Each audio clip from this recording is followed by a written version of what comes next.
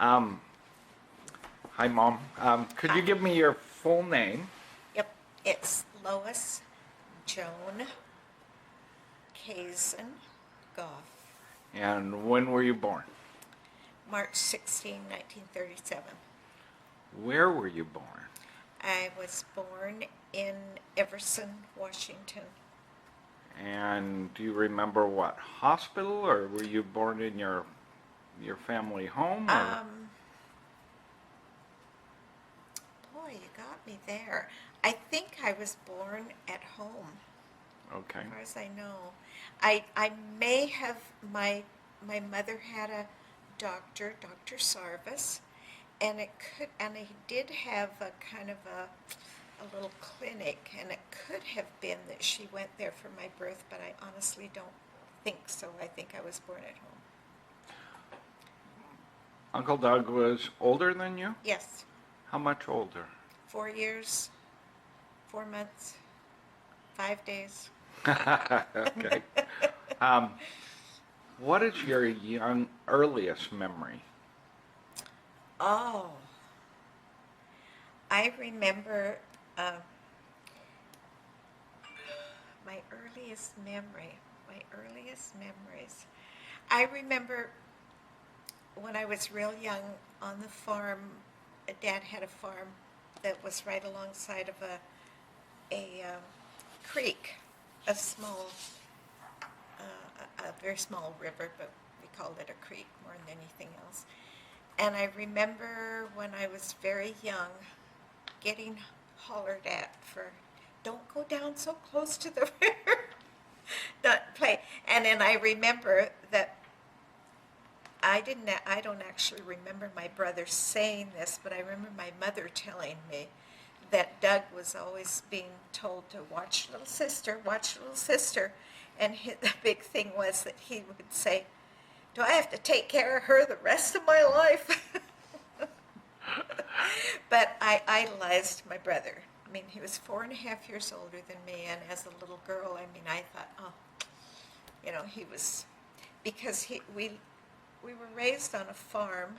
There weren't other kids to play with, and so a lot of our playing and entertaining each other, Doug was very much involved. I was very much involved with Doug's life, and he with mine, much as he probably was. That's why he said to Mother once, do I have to take care of her all the rest of my life?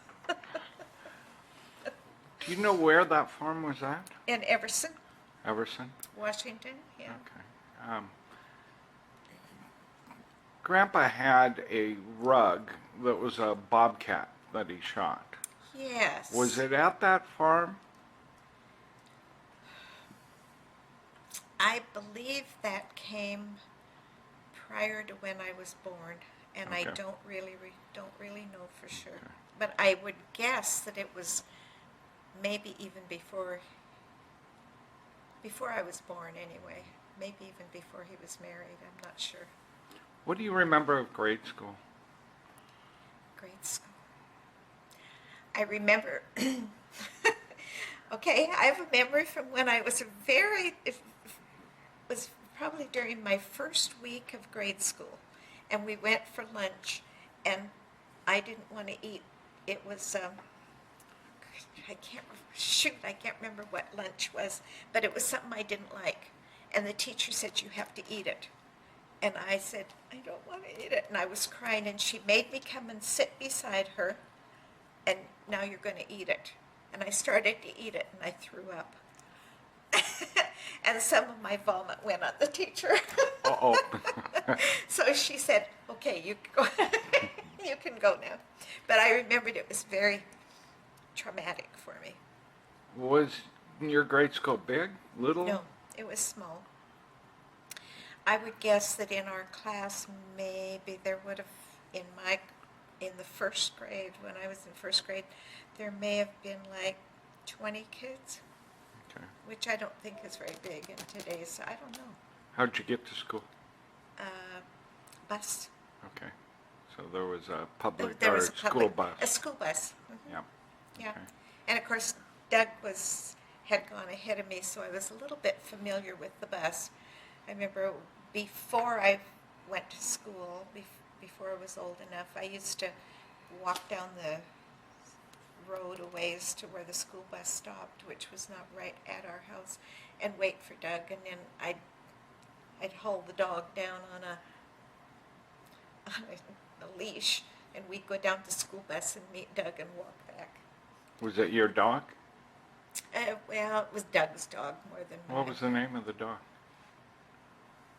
Remember? What was his name? I can't. It doesn't come right now. Do you No. remember Major. what time? Major? Major. We called him Major. Okay. And what type of dog? It was probably a collie. Okay. What did you do in the summers? Well, of course, being raised on a farm, there was always a little bit of farm work, and gradually, as I got old enough, I wanted to do more out in the farm. But my dad, this is a bit of a story. My dad always was very sensitive about me working on the farm because mother had sort of been criticized for marrying what her family, snobbish people, said she's marrying, what did she call him? A hayseed. You're going to marry that hayseed. Raise your kids on the farm, you know. So my dad was very protective. He wouldn't let my mom or me work out in the farm. Now, as I got a little bit older, you know, I had a little calf that was quote unquote mine, and I liked to go out to the barn and do certain things, but my dad was very sensitive about that because Mom's family was kind of uppity and sort of, you know, he never let Mom do any work out in the farm, and so he was very reticent to let me do much either. Where did your mom and dad meet? They met through Mom's brother, Uncle Hector Alves. You probably remember that name. And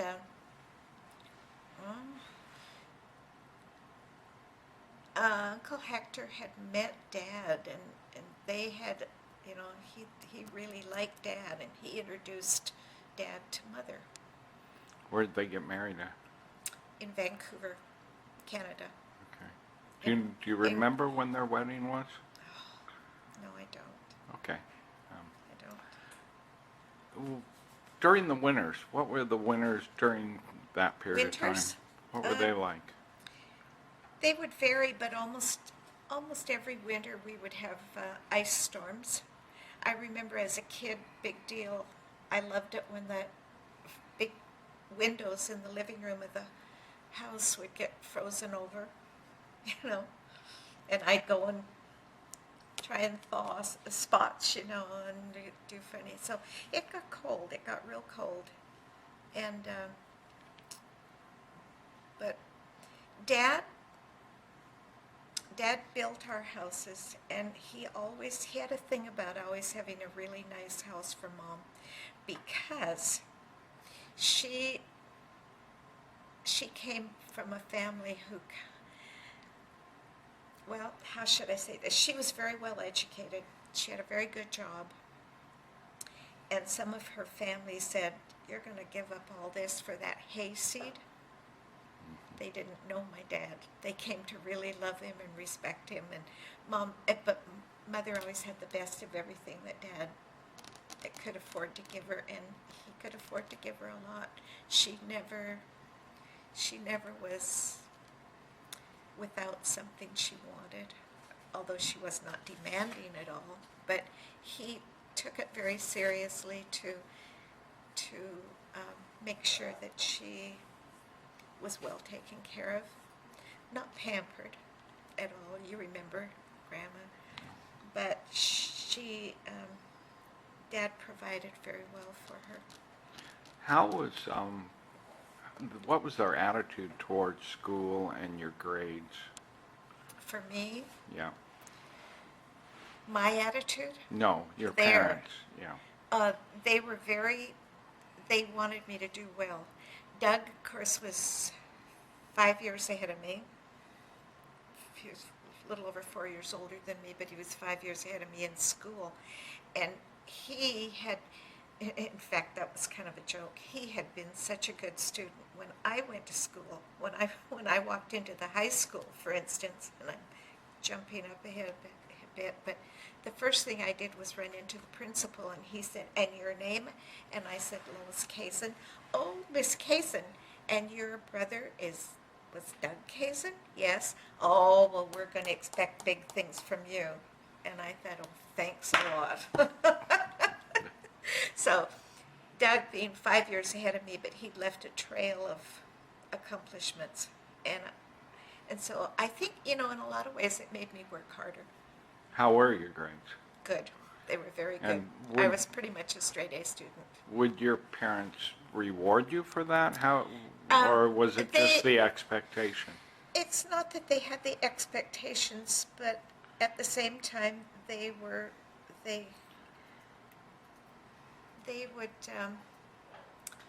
be very happy and pleased about it. I didn't get any big rewards, or there was nothing said, if you get real good grades, you will do this or this for you. No, they just expected me to work hard and do well. And if I didn't do well in a certain subject, they were very understanding. Probably math was a little difficult for me, but I was pretty close to being a straight A student. What were evenings like around the house? Well, being raised on a farm, evenings, of course, this would have been after. One thing about being raised on a farm, my dad would never let me work on the farm. Yeah. In the summertime, I could help, like with the haying and that. In fact, what I loved to do was go up in the hay mows and stomp the sewage as it came through. Direct in the silo. Loved to do that, and Dad would let me do those things. But he was pretty protective, and I think it was because of Mom's family, who always. They sort of looked down their nose a bit at Mom marrying Dad, and yet in later life they were very respectful because Dad made such a good living and took such good care of Mother, and she never worked out in the barn or anything. He wouldn't let her. Yeah. When a school day came to an end, play the rest of the evening out. What would happen? During school year? Yeah. You'd come home from school. I'd come home from school. We'd have dinner. Usually we had dinner, and then Dad went back out to the barn to finish up some things. And evenings Dad and Mom encouraged me to read a lot. We would sit around and read things. We played games. We played Parcheesi. I don't know if you ever played Parcheesi. Oh, yeah. Yeah. Things like that. Doug being 4.5 years older, 5 years ahead of me as far as school years were concerned because of our ages. He often had, he would have a friend over or something. He and his boyfriends, when they did things, they were very, we lived on a farm. They were always so good to me. They'd say, "You want to go with us?" And I always thought that was big stuff. I got to go along with these boys that were 5 years older than me. But they were good to me. Yeah. Yeah, Dad was always very good to me that way. What was dinner like? Dinner, Mom always did all the cooking. We had dinner usually. Dad would come in from working and then have to go back out to finish up in the barn. And we would have dinner, and the routine was always, then Mother and I would do the dishes together and that while Dad went back out to finish up with the cows. So it was the expectation that everybody came to dinner. Oh, yes. Okay. Yes. We And had dinner together. Was Four that of us. true with breakfast also? Yeah. Okay. Yep. Weekends. What did you do? Were there special weekend events? You know, to a large extent there wasn't, because being on a dairy farm, the cows don't know the difference. Right. And so they had to be taken care of, and Dad was very strict about a routine for the cows because they gave a better amount of milk if you were very routine. So he was always very particular about what time he milked the cows. And so we did have a hired man later on, and when the herd was bigger, where we lived, one place we lived, we had a hired man, and he lived with us, and he would do a lot of stuff that enabled Dad to maybe be gone a little bit more, but not a whole lot. Dad was pretty, when you have a dairy farm, because we had a fairly large one. How many cows? Thought you were going to ask me that. I would say 30-some. Okay. What was Sundays like? Sundays where you get up, Dad, took care of the cows, you get dressed, and you go to what we call meeting. Okay. We went to meeting. Where was that at? Always Everson.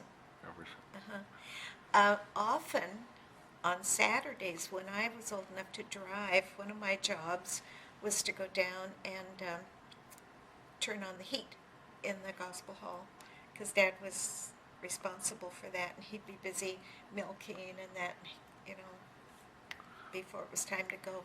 So I often, as soon as I got my driver's license, he'd say, you go down and go turn, and if you want a little story about that. One time I was used to doing it, but this one time I went down, and the gospel hall there in Everson was never locked. I mean, it was just this building that they never locked it.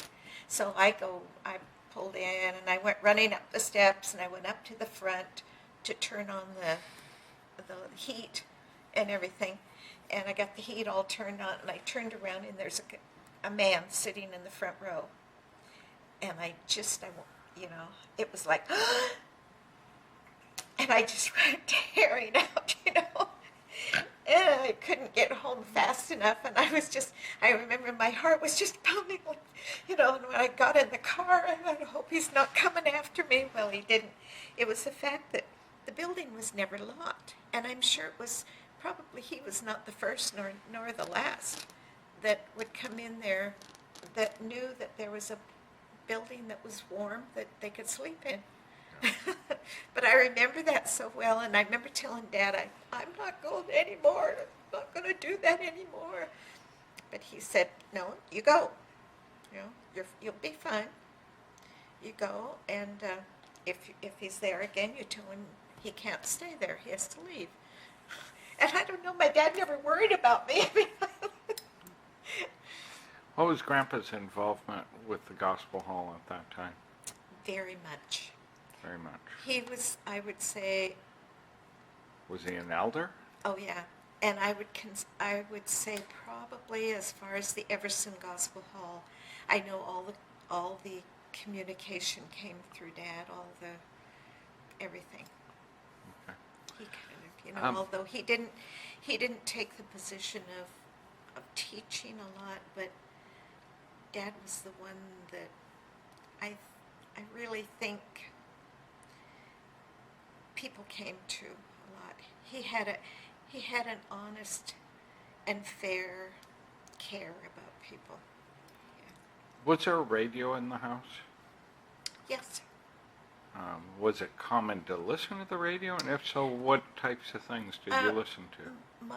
Mother loved to listen to the news. Okay. So we almost always had the evening news on. Didn't listen to very much other than news, or if there was something special on, like if there was anything that my mother could listen to, about the royal family. She was, her birth, being born as a Scottish girl. She was very interested in what was going on with the royal family. So if there was anything like that going on, she wanted to have that. Yeah. What about records? We didn't have any. Didn't have any. Now, later on,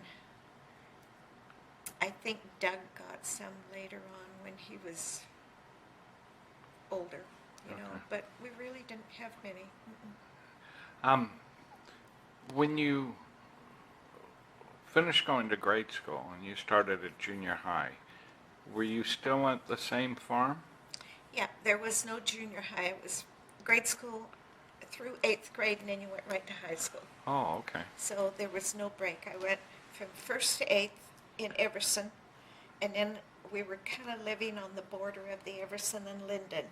And my parents wanted me to go to the Linden High School because they felt there was just, I don't know why, but they thought it was better education there. And Doug had gone there.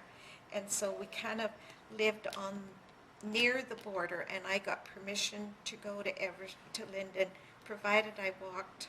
Well, I mean, they didn't tell me I had to walk, but I had to go about a half mile to catch the bus.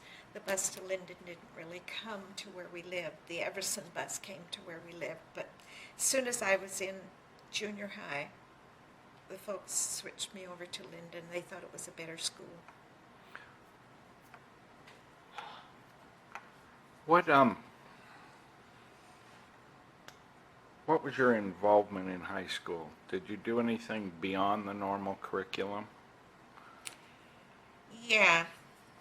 By the time I got to high school, of course, there were a lot of things I didn't get involved in because of my parents' expectations, and because of the fact that, unfortunately, some of the Christians at the Gospel Hall were very negative about things that I might have gotten involved in.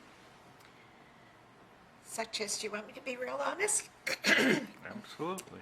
Such as, I remember one of the things that came up in high school, there was a what do you call it, square dance thing. And I was doing square dancing. Well, my dad got a call from a woman that went to our gospel hall, and she had come down to the school and watched through a window and reported that I was dancing and said that I should not be part of the assembly if I was going to be dancing. So I did have restrictions put on me that my parents would never have put on me, but they felt. I remember my dad saying to me, "Lois, I'm sorry, but it will just cause a problem." And it, unfortunately, I never blamed my dad, but it did give me a feeling of, I won't say anger, but it made me feel uncared for. I thought, what am I doing wrong? I'm not doing anything wrong. But this one woman would come down and watch at school. So, any other involvement besides the square dancing? I was involved in, what did I get involved in? Can't think what I got. I was involved in other things that I was very proud of, and one of them was, I Speak for Democracy. That was a big thing. It was a contest thing that was not national, but all over the Region and all over the state. Oh, okay. And actually, I went to state. I competed with I Speak for Democracy. I wrote my own things. Doug encouraged me a lot because he'd done a lot of that. And he was 5 years ahead of me in school. And actually, when I went to high school, my very first day in high school, I remember I was running down the stairs and the principal was coming up and he stopped me and he said, "And your name is?" And I said, "Lois Kazan." "Oh, Miss Kazan, are you Doug Kazan's sister?" "Yeah." He said, we're gonna expect great things from you. And I thought, "Oh, thanks a lot, Doug." But Doug had been a very, very good student, and he was quite involved in a lot of things that were like writing and speaking. Did a lot of speaking, and so he encouraged me to do that too, and I did. And I got quite involved in public speaking, and I went to public speaking contests, and actually won some. I went pretty high in the state. All right. With public speaking. I Speak for Democracy. That was the thing, and you had to write your own thing and perform it. And so that, I suppose, I think because I wasn't involved much in sports, partly because of my parents' wishes, and partly because there wasn't really that much in sports that I got involved with. But I did get very involved in public speaking and went to state in public speaking. Went to a lot of competitions. What years would you have gone? What years would 8th grade to 12th grade have been? Well, they would have been freshman, sophomore, junior, and senior. Right, but I mean calendar years. Oh. You graduated what year from high school? Oh, gosh. I don't remember.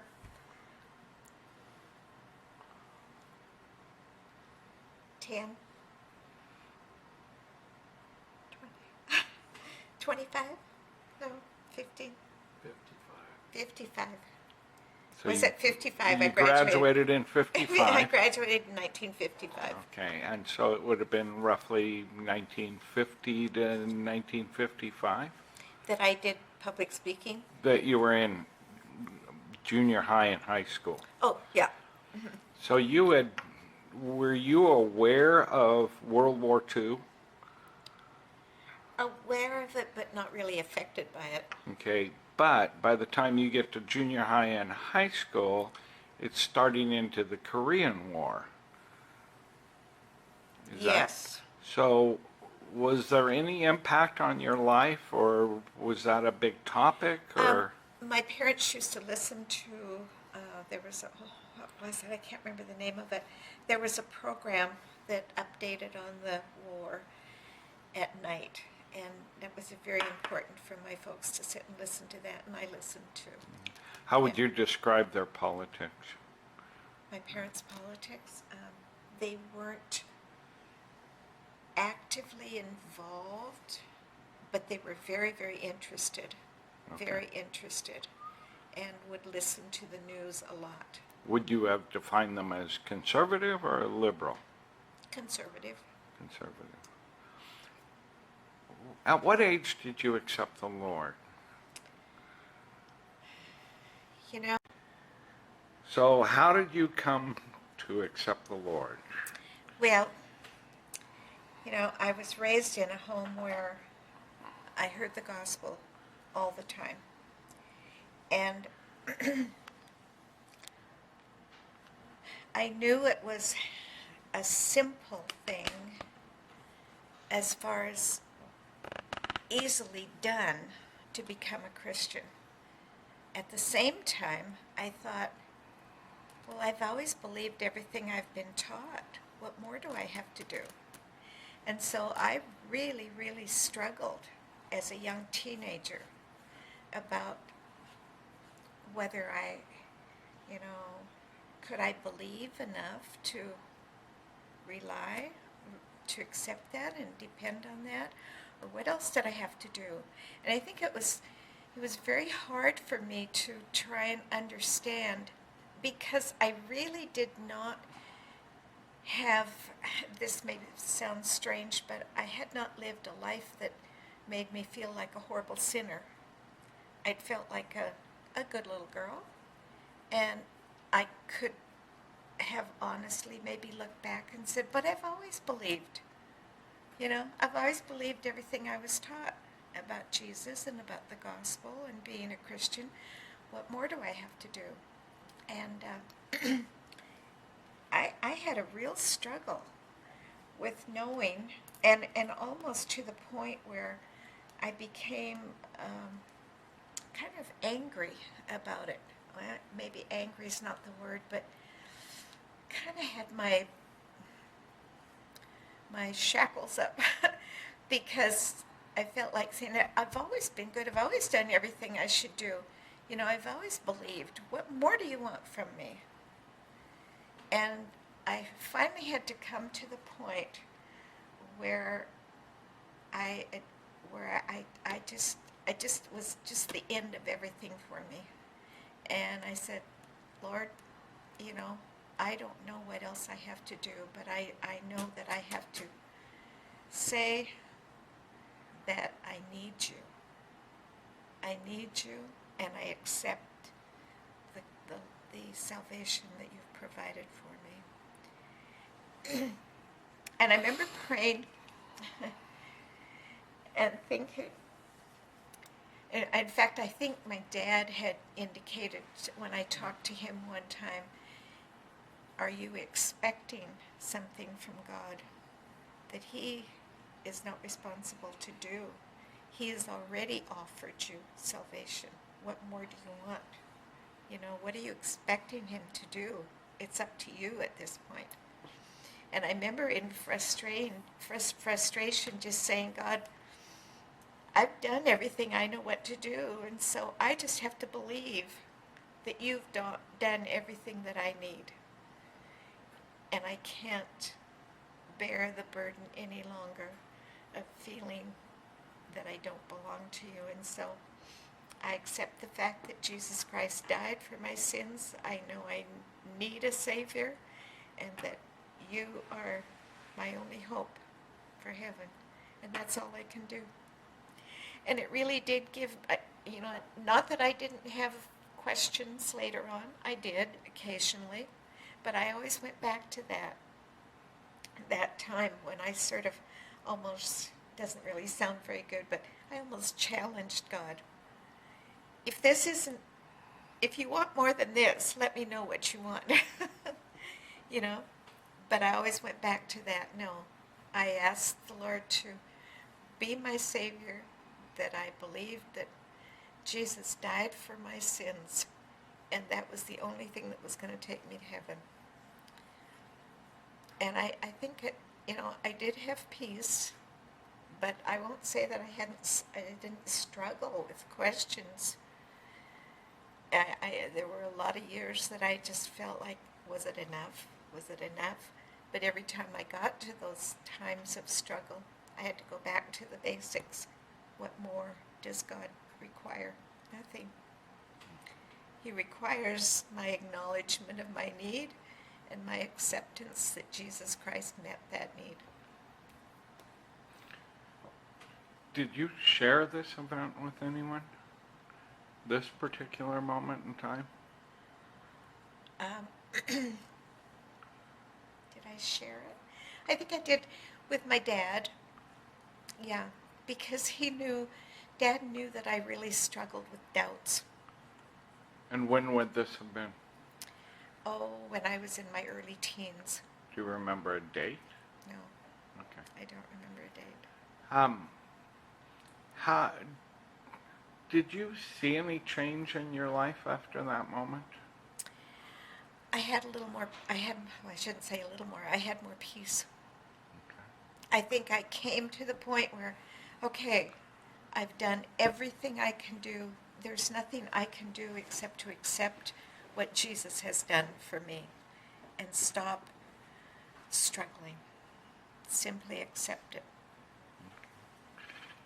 You graduated in 55. I did. Do you remember who the president was at that time? No, I don't.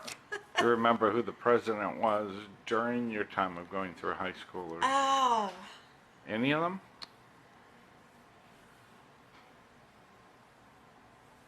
I don't. I don't remember who the president was. Okay. Isn't that terrible? When you graduated high school, did you receive any special rewards or anything for your grades? Were you? Yeah, I did. I competed statewide in a thing called I Speak for Democracy, a speech contest, and I won a couple of awards for that. And so that was my, what should I say, that was kind of my extracurricular thing that I did in school that gave me some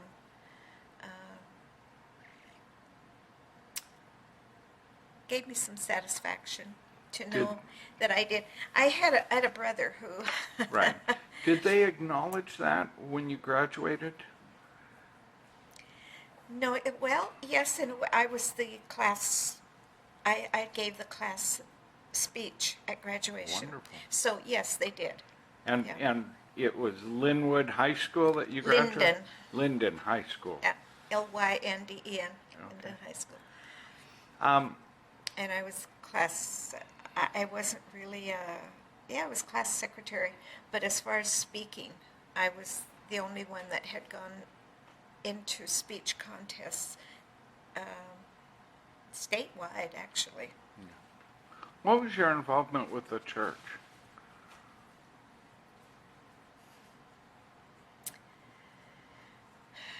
Pretty much as minimal as possible. Okay. To be very honest, I had a secure and positive knowledge that I accepted Christ as my Savior. But to be very, very honest with you, I was not deeply in love with church. Yeah.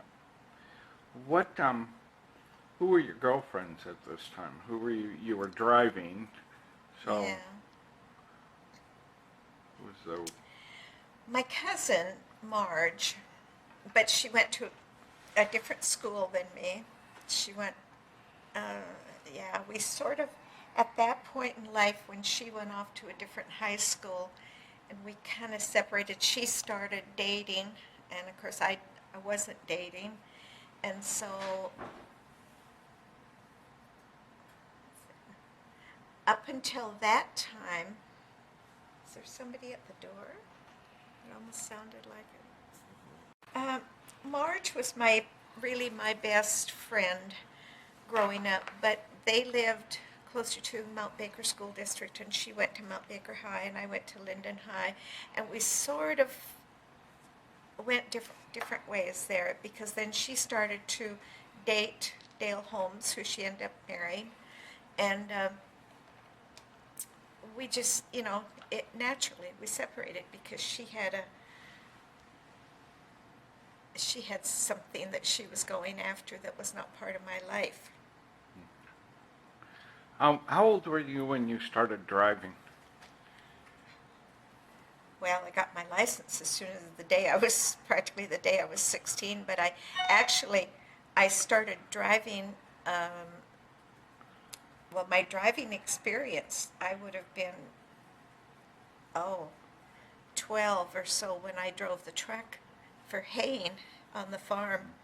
And I was the one that did the truck driving because that left the guys free to throw the bales on, so I learned to driving a truck on the farm. Yeah. And my dad always said, "You're a good driver." He always encouraged me and said, "You're a good driver." Did you have your own car? No. Okay. Do you remember what kind of car it was? Oh, my dad always had Chryslers. The only thing he'd buy. Did you ever do anything to your dad's Chrysler? Yes, I did. Yes, I did. One night we were coming, or one day we were coming home from somewhere, and I was sitting in the middle of the front seat, and Dad got out to open the, I don't know, open something. I don't know. He got Garage out. door? Yeah, the garage door, I guess. Yeah. No, because I went through the garage door. I went right. He said he was going to go do something, and he said, you can pull the car in. Well, I just scooted over a little bit. I'd been in the middle of the front seat, and I stepped on the gas, and I went right through the front door. Oh, that was horrible. I thought I wanted to die. How did Grandpa handle that? Very calmly. And what was the result? He said, oh, oh, oh. And of course I was just, and I just wanted to go and hide. And I remember he came into the bed. I ran to my bedroom and just threw myself down in the bed sobbing. And he came in and he said, everybody makes a mistake, and this is how you learn. He was my dad was so even-tempered. You know, I never saw him get angry as in an outburst. If he was upset, it was very calm. But he was not upset with me. He said, these are the kind of things, I remember him saying to me, Lois, these are the kind of things that we learn by. And so you have learned a lesson that you don't just, without scooting over and being ready to drive the car, you don't step on the gas. And you know, he says, you have to learn that you have to be careful. How did the car, what condition was the car? It was the garage door. The Just car, strictly the yeah, the garage car door. wasn't really hurt. I don't remember that the car was damaged. It was the garage door. How old were you? How old would I have been? I suppose I was like 14 or 15. I was pretty young. I didn't have my license yet. You graduated high school. What next? Well, as soon as I graduated, I wanted to get a job. And that was just my expectation. Once I graduated high school, I wanted to get a job. And so I started thinking, what do I want to do? Well, I didn't know for sure, and I don't honestly remember how I ended up at the shirt. Where was my first job? You know what? It was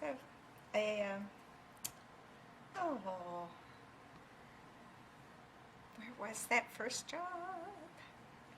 What? Seattle First National. Seattle First National Bank. I went there and applied for a job, and they hired me on the spot. And I thought, wow, that was kind of easy. But I was really excited. I was scared, but I thought, I can do this. And one thing about my dad and my mom, they were very encouraging. You know, you can do it. Because I remember mornings when I'd say, you know, I don't know whether I'm doing a good job. I don't know if I'm doing, you know, are they going to fire me? And there was never any question about that. In fact, I got steps up in the company to do more and more and more. So I was always very encouraged, and I think with, you know, without trying to say proud, I think I did a very good job when I worked at Seattle First National. How long were you with them? And, well, that was Seattle First National Bank. I had one of the teller. I was a teller. Well, I looked very young. I looked young for my age. And they got a couple complaints that a couple of businessmen in Bellingham didn't want to come to my thing because they said I looked too young. And Mr. Fegley, I remember he asked, did she ever do anything wrong? No, she just seems so young. I just want to do business with somebody that looks a little more mature. So anyway, I stayed. He kept me on and gave me, he said, you know what, if this is bothering you that much, I'll put you upstairs as a head bookkeeper. He said, if you want to learn the bookkeeping end rather than just being in a serving the public. And I said, well, I love that idea, doing the bookkeeping, because I felt that was a real honor. And I said, I'm going to do that. I would love to do that. I'll take the job. But I said, it just makes me feel badly that I've had complaints. And he said, nobody has ever complained about what you did. He said, it's just that one guy who thinks that you look too, because I did look very young for my age. And he had this thing about, she's too young, she's just a kid. I'm not going to let her take care of my. So he said, I'm going to let this, I forget the man's name, but he had a big business in Bellingham. He said, I'm going to let him know that she's now our head bookkeeper. And he put me upstairs in bookkeeping, and I was head bookkeeper. Just like that. Wow. Yeah, and I loved it. Because what I did as head bookkeeper, I would help the other bookkeepers when they had problems, when they got stuck, I'd help them. And there were always, at the end of the day, back then in bookkeeping, there would be yards of paperwork for each one of the bookkeepers. We had to balance out. Keeper. Okay. So, you got moved in with the bookkeepers. How long did you work at that before you were head bookkeeper? Okay, I don't remember exactly how long I was, but it wasn't very long till they asked me if I'd like to take the job of head bookkeeper.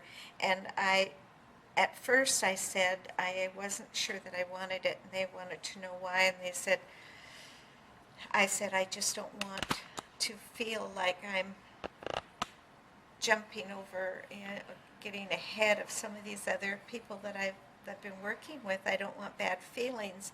And they said most of them don't want that job because when the ones that have tried that job have not done well and wanted to get out of it. But I remember Mr. Fegley was his name, and he said, I'd like to see you try it. He said, I think you can do it. Well, because he offered it to me that way, I was determined to do it well. But I didn't find it difficult. What would happen was I would get all the other people that worked, all the other ones that had their little things, their little, what am I trying to say, stations downstairs. They'd bring all their stuff to me to balance at the end of the day. And I would have to balance everything out, and if I didn't balance it out, I had to haul them up there and say, okay, you got a problem here, this. But usually I would just fix the problem myself and do it. And I guess I was good at finding the problems and balancing, because I rarely remember having to stay late because I couldn't balance. So, how long did you stay with that job? Oh, until the people from, where did I go from the bank? I went to, Rod, where did I work when we first? PAF. What? PAF, Pacific American Fisheries. There was a company, Pacific American Fisheries, and the man that was the head honcho there, he came to the bank that I was working at, which was Seattle First National in Bellingham. I mean, it was the Seattle First National branch. And he would come to my station a lot. And when I went upstairs to bookkeeping, he said, what happened to Lois Kazan? Well, she's up in bookkeeping. Oh, really? So he started asking me, he would come in and ask to talk to me, and I know it might sound braggish, but the head bookkeeper did not want to let him come and talk to me because he knew what he was going to talk to me about. But he finally got me, and he said, I just want you to come, I want you to think about coming to work at PAF, Pacific American Fisheries. And I said, I remember saying to him, why would I want to go work there? Well, what are you getting here? And what are you looking at in the future? What are you getting here? And he said, I don't remember what he promised me, but he made it sound better. And he said, I just think you would be more appreciated. I think you'd like it. You're going to have more responsibility. And I think you could do a good job. And when I went there, it was tough at first because he called me in one day and he said, I want you to be, I don't want you to pick up on anything that's negative. He said, we've been getting some complaints. And I said, really? I'm so sorry. And I was just shocked. And he said, the complaints are that you look too young to be handling their money. Wait, this is at the fishery? So it's the same complaint Same complaint that I got. at the bank? Yep. I always look too young for my age. And he said, I have told, if anybody asks you that they want to talk to you, feel free to talk to them, because he said, I know that you won't, you'll make a good impression, but he says, I've got your back. And he said, I want you to stay where you are. You're doing a good job. So he encouraged me when he was afraid that maybe I would hear some derogatory things. I never did. But there were some complaints that people thought I was. But I did notice that people that would come in that I had to deal with became more and more friendly. So I think I guess I earned their support. So how long did you stay with them? 1 year, about a year. Okay. Mm-hmm. At this point, you knew Dad. Yes, I did. How did you first find out about Dad? I guess through probably at a conference in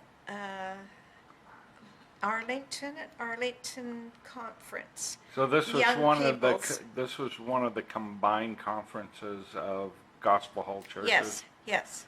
Is this the closed assemblies or open assemblies or both? Closed assemblies. Closed assemblies. Okay. Uh-huh. And so they had a conference. Yep. Do you know what year it was?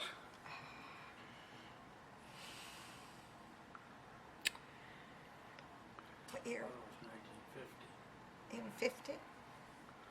When I Oh. met you? So this was back in junior high. No, High I was in. school. Oh, was I still in junior high school? Really? Yeah, because Yeah. you graduated in 55. That's true. I did. Yeah, yeah. So I think he asked me if he could write, and our letters early on were. I wish I had some of them now. We'd probably get some big laughs. But I have them all. oh, he has them all. I didn't know that.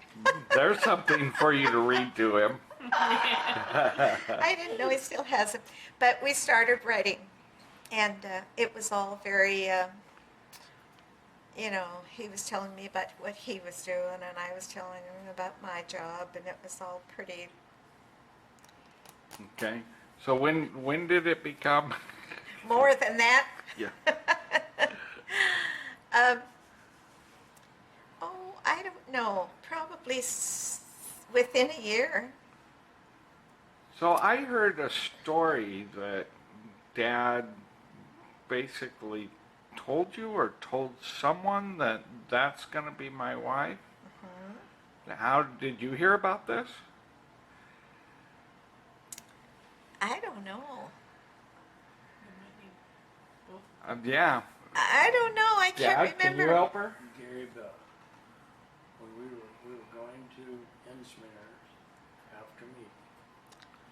And Gary Bell was in my car and you were in the car ahead. And as I got out of the car and you were getting out of the car ahead, Gary said, now there's the girl for you. It was like, man, I didn't have any say in it. Did Dad ever tell you you're going to be my wife? No. Okay. Our first date was 1955 baccalaureate. Our first date was in 1955. Baccalaureate. I went to baccalaureate with you.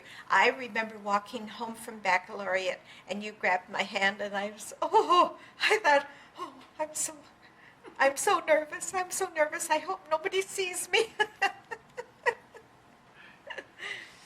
So when you were working at the bank and the fisheries, this relationship was developing? Yes. Oh. Slowly. Slowly? Yeah. When did Dad ask you to marry him?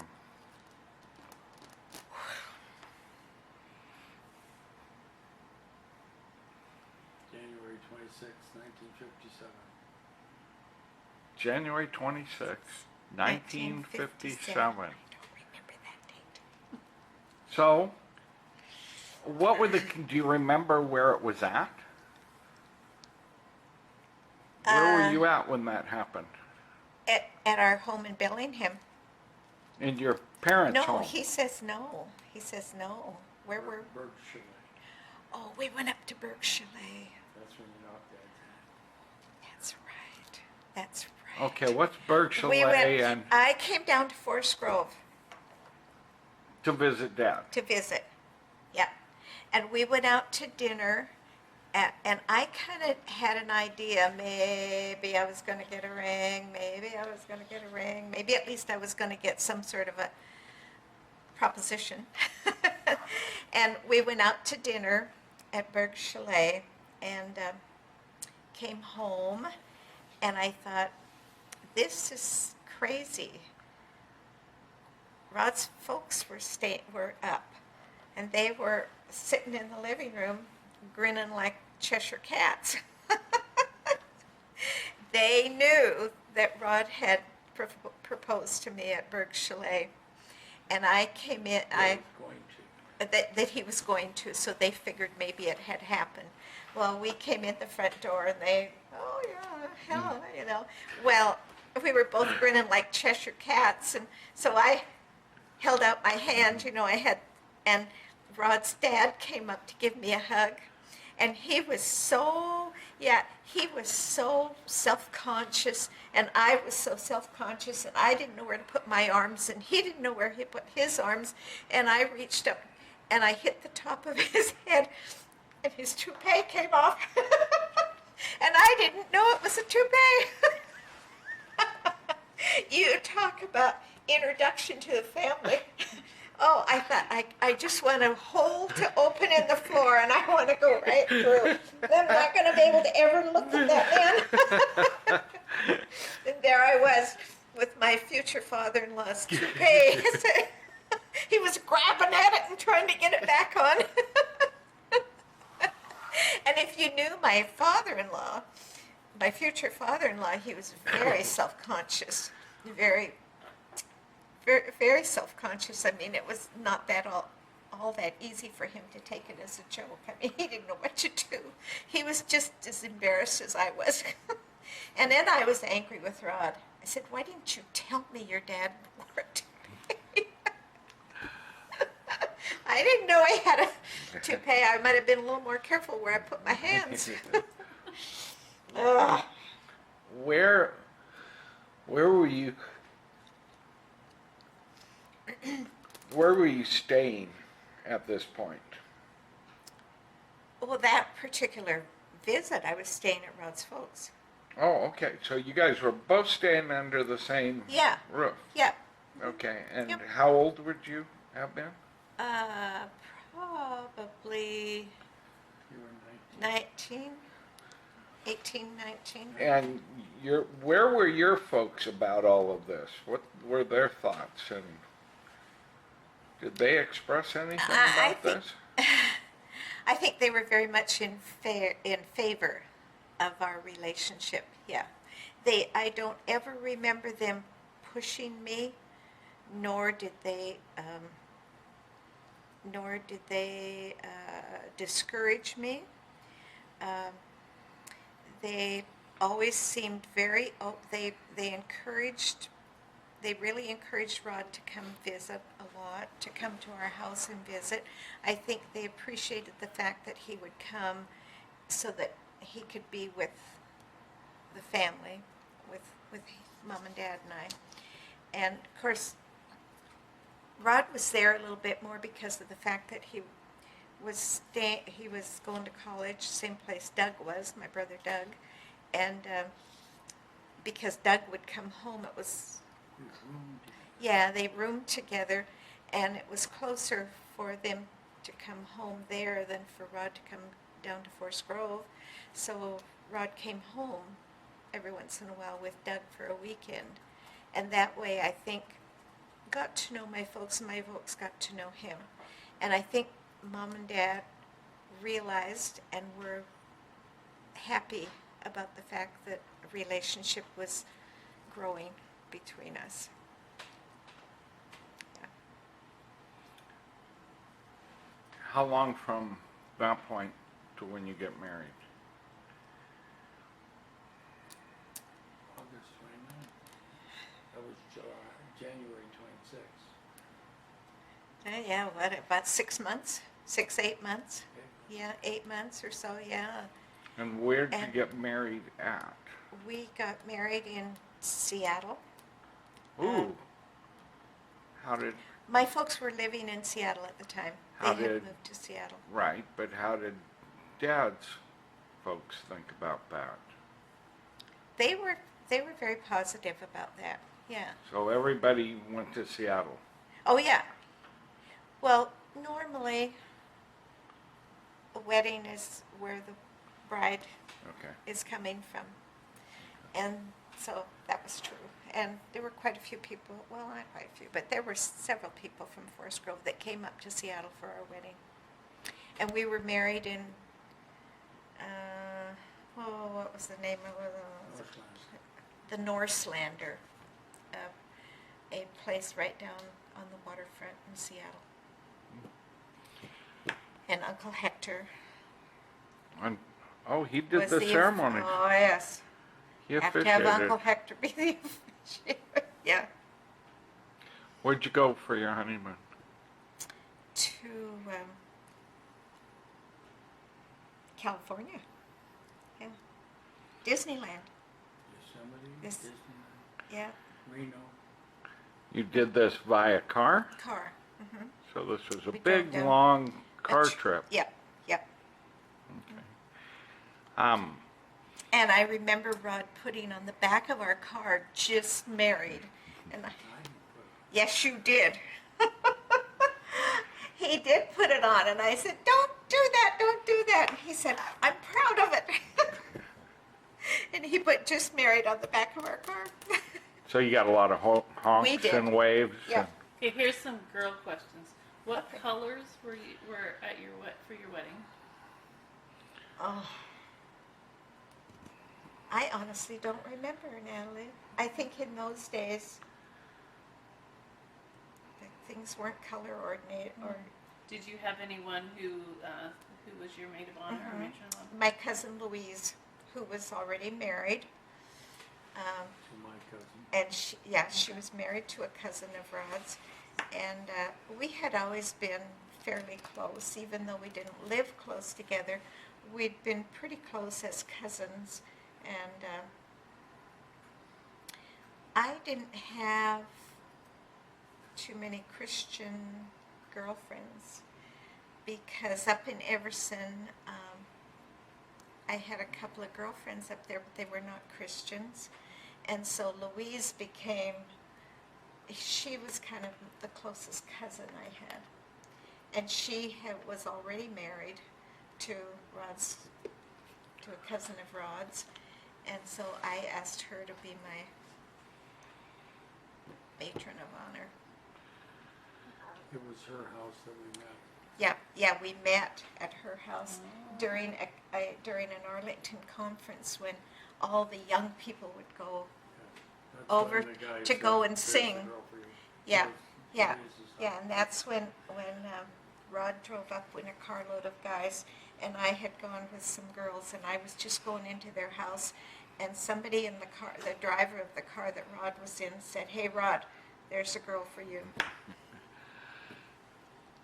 Okay. So you went on your anniversary, or your anniversary. You went Honeymoon. on your honeymoon. You came back.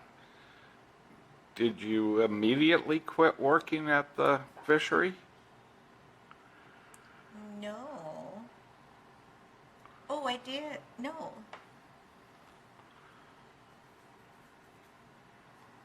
What's that? Were you still? You quit probably April or so, so you could concentrate on the wedding. Oh, I'm When did sorry, you- I can't remember. No. for- So- When did your folks move to Seattle? Whenever they moved to Seattle, you would have quit. Yeah, and I can't remember for sure. So I'm sorry. Dad was going to school. Yeah. He was rooming with Uncle Doug. So did he quit rooming with Uncle Doug? Oh, yeah. No, Okay. that's not what happened. Oh. Uncle Doug got kicked out of dental school. Oh, that's right. Yeah, because of his dexterity. Yes. Yeah. Okay, so Strange. Dad and you get a place in Seattle? Yeah. Yeah. What was that first place like? Oh, I remember where it was. It was up above Ballard. It was up the hill in Ballard, and one of the things that we would always see if there was some sort of if there was fire or a big fuss down there, was we'd see all the Fire truck? fire trucks and everything going out. Yeah, and I remember different times that Rod went chasing the fire trucks, see where was the fire. Yeah, So what but we was- lived up in Ballard. What was your place like? The apartment? Did it come furnished, or did you have to find furnishing? No, or? we pretty much we bought it was pretty sparse, but we bought a kitchen set. We made the kitchen. We remember? made a kitchen set. That was it. We took those We metal got chairs we and got spray painted them. a piece of this and Plywood. plywood, and Rod screwed on the the bottom, and got legs for it, and that was our kitchen table. Actually, we took that to the next place we lived in too. We used that for, yeah, after you were born, we were still using that. That as went our to Forest kitchen Grove. table. Yeah, yeah. Okay. That was our kitchen table. And we just bought folding chairs, and Rod, we didn't have much money, but Rod was in school, and he did not want, we both had parents who would have been more than willing to help us a lot, but we didn't want that. We wanted to do it on our own if we could, because otherwise we may have felt like, well, we shouldn't have gotten married yet. So we wanted to do it on our own. So I got a job, and Rod finished school. What job did you get? I got I got a job at Pacific American Fisheries. No, that wasn't my first one. That was before. This is Seattle. Did you work at a I went to pharmacy? Seattle. At pharmacy, yeah, and I hated it. I did not like the job at all. And so I wasn't there. I did a good job. There was nothing, I didn't do anything wrong. Do you remember the I did a name good of the job. pharmacy? No, I don't. Was it one of the chains, or was it private? No, it was a private pharmacy. Okay. And I do not remember the name of it, but I did not enjoy it. Why didn't you enjoy it? I don't know. I don't honestly don't remember, but I didn't like it. But I was hired away, wasn't I? Oh, just a minute. I got to back up here. Mixing up the stories. Oh, You quit at the pharmacy, or did you? When the school year was over, and we went to work. oh, That's right. That's right. I stuck it out until the school year was over, and we went back to Forest Grove for the summer so that Rod could work and get in his hours of, of getting ready to get his degree. So he was working with his dad. Yeah, yeah. And so did I work when I was there, Rod? Did your dad give me a job, or did I work there? I can't I think remember. you did. Did I work for Dr. Bump? No. No, I worked for Dr. Bump later. I don't remember, but I think his dad probably gave me a job. Anyway. And so, how many more years until Dad graduates? 2. So you had 2 more apartments then? One apartment that Okay. we stayed in for both years. Okay. Yeah, right And- up the hill from. And you did the pharmacy work the first time. When you went back to Seattle, Mhm. you got another job? Yes. No. So you Hang on. You were pregnant. You couldn't get a That's job. right. I was pregnant Uh-oh. and nobody wanted to hire me. Stephen, I was an out-of-state student, senior student, and I was pregnant. Who wants to hire me? I was the problem. Yep. You and were the on the way. problems began Yeah. from that point on out. That was it. That was it. Yeah. What's that $289,000 mortgage? So Was the pregnancy a surprise or planned? I think Probably neither. it just kind of says, "Oh, I think I'm pregnant." So Dad graduates, Yeah. and the You whole. skipped a bunch. I don't Oh. know. How was it living in Seattle? Allard apartments. Yeah. Yeah. Let me think. Unemployment. Yeah, I would. $22 Oh, a yes, week. I would go. Yeah, $22 collect a your week. $22. I would go and stand in line, and I was pregnant, and I was having morning sickness, just terrible. And I'd go, and it was always kind of, the same people would be coming to get their their unemployment, and I had this nice couple of ladies, and they both kind of watched for me, and they'd say, "Honey, you just come and get in line here with us, and when you have to go to the bathroom, we'll save your spot." And routinely, I'd all of a sudden have to say, "Oh, I gotta go," and I just had morning sickness, terrible. I was vomiting all the time, and but you still kept coming. So what was it like living in the apartment? It was okay. One thing about it was Mom and Dad didn't live very far away, and they knew that we wanted to be independent, but at the same time, they were so good. And Mother would go shopping, and she'd call and say, "Bought all this, I've got all this. You and Rod might as well come over and eat with us, And we were always like, "We'll be right there." They were very, very good to us. They tried to give us all of the advantages of being independent and not dependent on them, but Mother was always very good that way, and then Dad, they both were. And they loved having us. It would have been, I'm sure it was just as nice for them as it was for us, because it made them feel that we were still part of their life, and they loved Rod, and often dinner ended up in a game of some sort before we'd go back to our apartment. It seems to me that mac and cheese had a part in your life during this period of time. Tuna Tuna noodle casserole. Tuna noodle. Yep, tuna noodle casserole. That was the thing. I make a big tuna. It was cheap. It was easy. I was not a good cook, not at all. I knew the basics, but I was not a good cook. But I knew how to do tuna a noodle casserole, and Rod was gracious enough to eat a lot of it. What about spam? No, never did have spam. Never did spam. No. How about coffee? What? Coffee. Oh, yeah. Yeah. Coffee or tea? No, coffee. Coffee. Not tea. Coffee. How about milk? I don't think so, no. We would drink coffee and water. Coffee and water.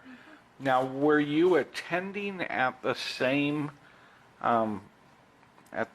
place your folks were? Yes. Okay. At the And where was this? Seattle Gospel Hall. Seattle Gospel. And this West Woodland, it was called. and this was also a closed assembly? Yes. Okay. When we are so all. But when did I have? He was born 2 weeks after I graduated. After you graduated. Back down in Forest Grove. Yeah. Okay. So you found out basically at the beginning of his senior year. Yeah. And then when he graduated, you immediately went to Forest Grove? Yes. And how was that? How was that? Yes. Well, I knew that that's what was going to happen. And of course, being pregnant and expecting you, I was excited about those things happening. I was excited about getting into my own permanent house and having a baby. So it was a whole new life coming out of college. While Rod was in college, we went over to Mom and Dad's a lot. I think we talked about that. That my mother and Dad would have us over for dinner and stuff like that, and I was over there a lot. So moving down to Forest Grove and looking forward to giving birth to my first baby, and having a permanent home was rather exciting. It was traumatic too, in some ways. Did your folks come down for my birth? No, they came down soon after, but not for your birth.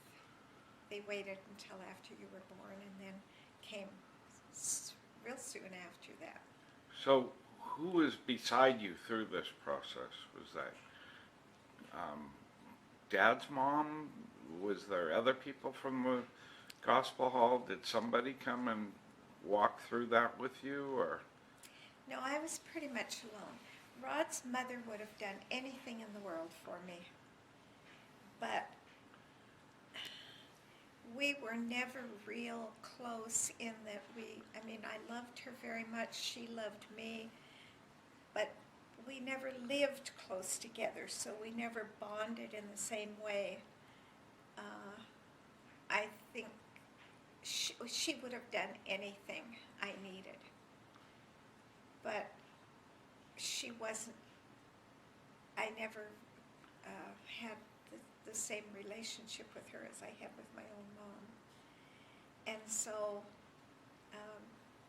no. And I can't remember when we first came back from college, when we got out of Seattle and came home.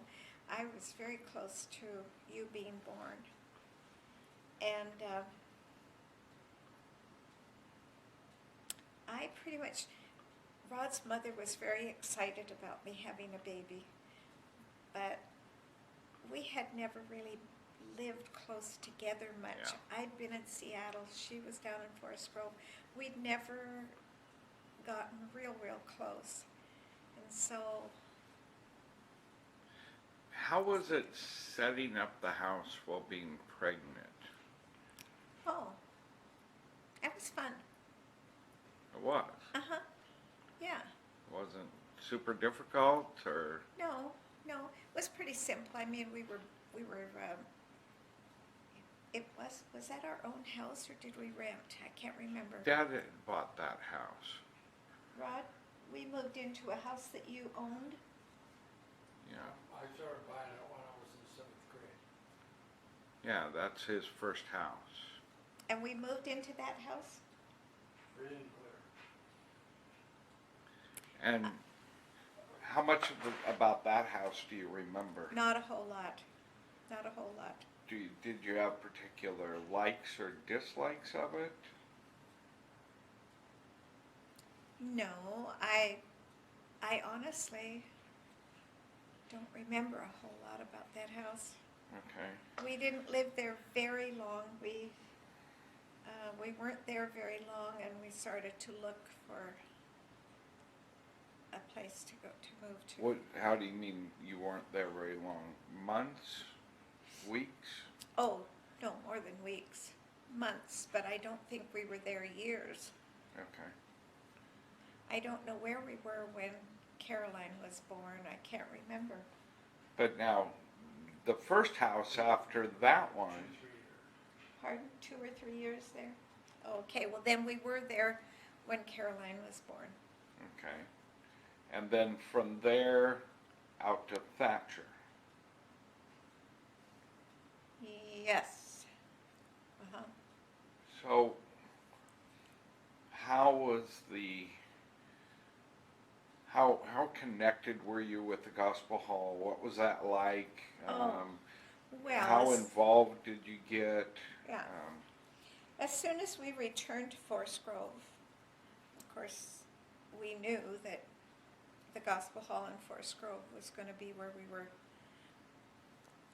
what we were associated with on Sundays and as far as church things.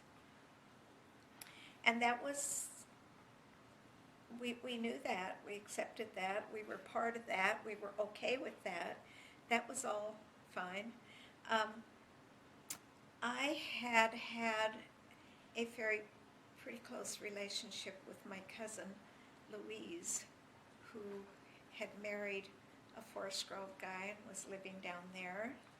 And I had looked forward to maybe having a close relationship with her because she'd been there for a few years and she had had children.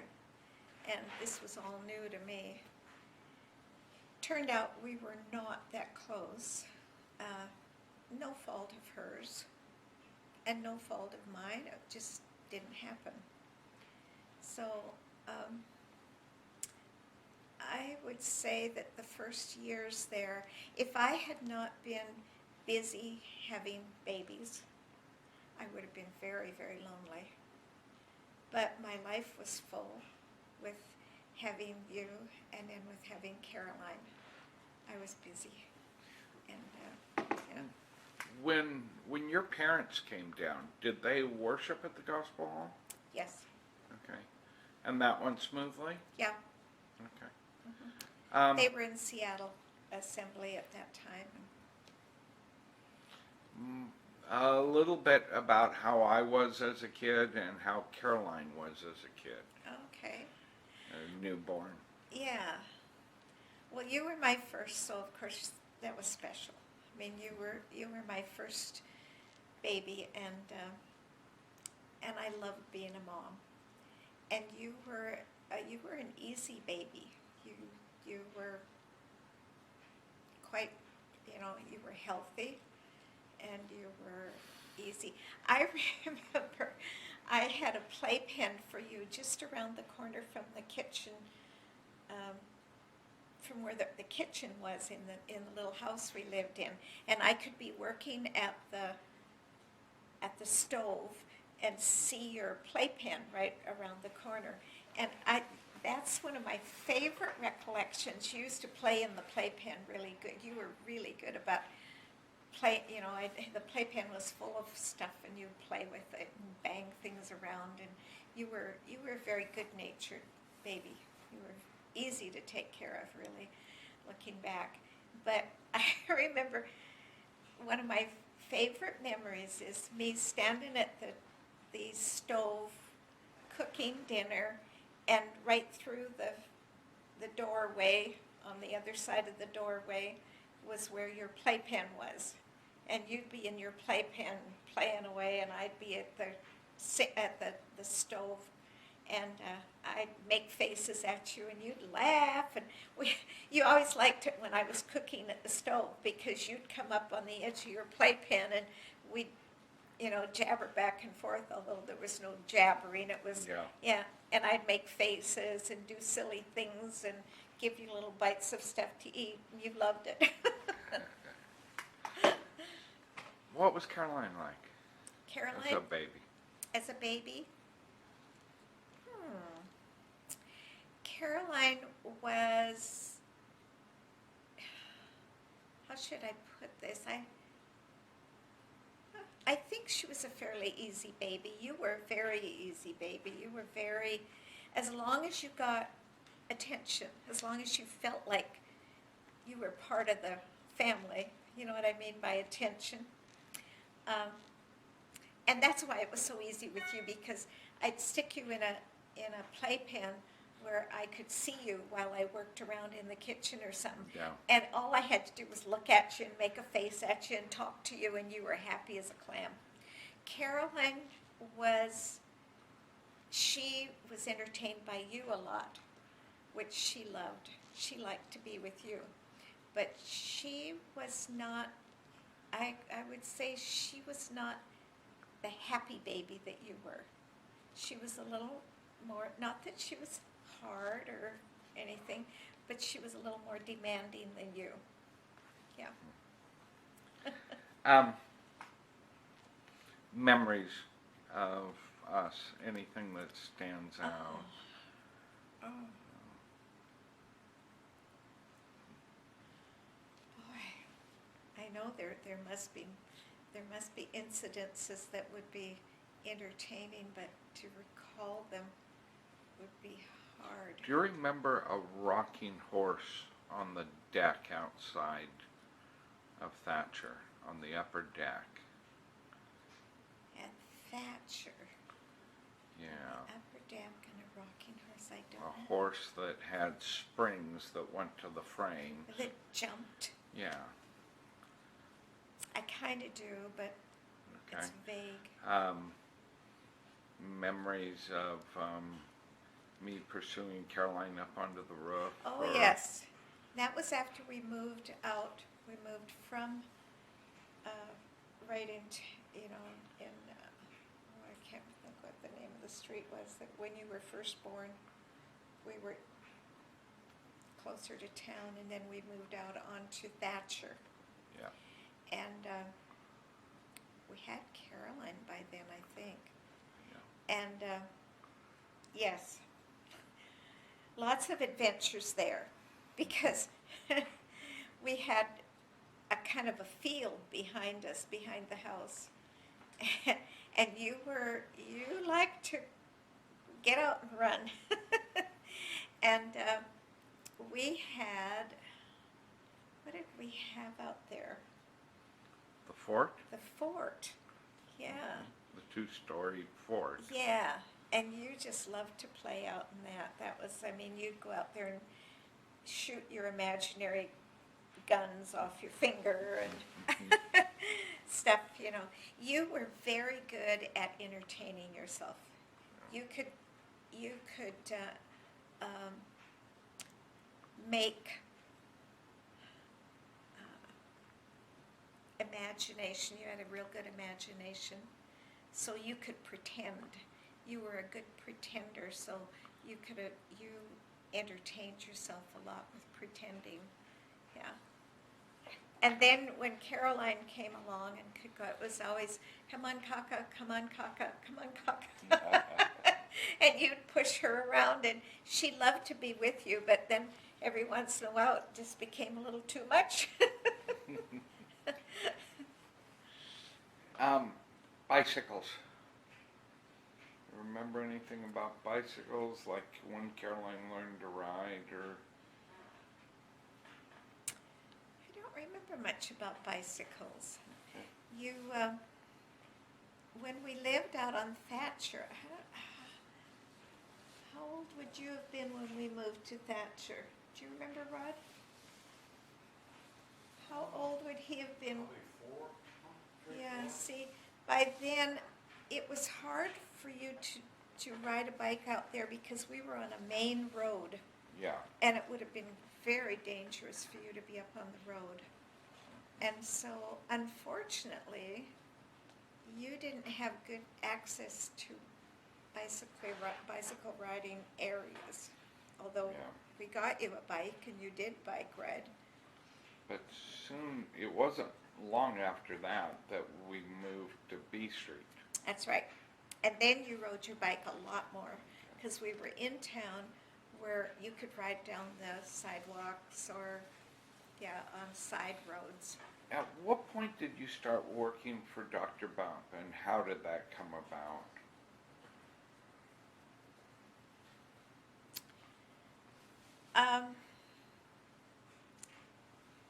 How did it come about? It came about because Dr. Bump was my doctor. When Rod and I came down, or even before we came down and I was pregnant, when we would come down for visits, we knew Dr. Bump would be the doctor that I would have and that would deliver you kids. And so I got to know him. He knew when I first came down, I went through depression. I went through a pretty tough period of depression when we moved to Forest Grove. I didn't want to leave Seattle. I knew from the time I married Rod that I would leave Seattle, but it was hard. And moved down to Forest Grove, and I hit depression, and it was pretty severe. And so Dr. Bump was my doctor, and he offered me a job and said, "How would you like to work part-time? I think that would help you." And I grabbed on that. It was a saving time, a good time in my life to do that, because I knew that I had Rod's folks and other relatives there who loved me, but I never, I felt like I'd been jerked out of my comfort zone and immediately had children. And the two things on top of each other, the moving to Forest Grove, which I, at the time, hated, and having two babies, bang, bang, and I was overwhelmed. And I went through a pretty serious time of depression. So, And that's when I started to work for Dr. You Bump. started He to said, work if for you him. come and work for me, it'll help you get something else in your life where you don't feel so. How often did you work for him? Was this At first, daily or? I think at first I worked like 2 days a week, and I didn't work full days. I worked part days, and even at then felt guilty for having to have you and Caroline babysat. There were some family members that thought I wasn't doing the right thing, that I should be staying home with you kids. Little did they know that if I had stayed home all the time, I would have been crying all the time. Yeah. So, and I knew that getting out and having a job and having that break, and Rod realized it too, and he. So when did the job with Dr. Bump ramp up to something more like full-time? Did it ever? Once you kids were in school. And it was Okay. never full-time, but it was close to full-time, because I pretty much just worked when you were in school. Okay. So that wouldn't have happened until after we moved to B Street, correct? That's right. That's Okay. right. I'm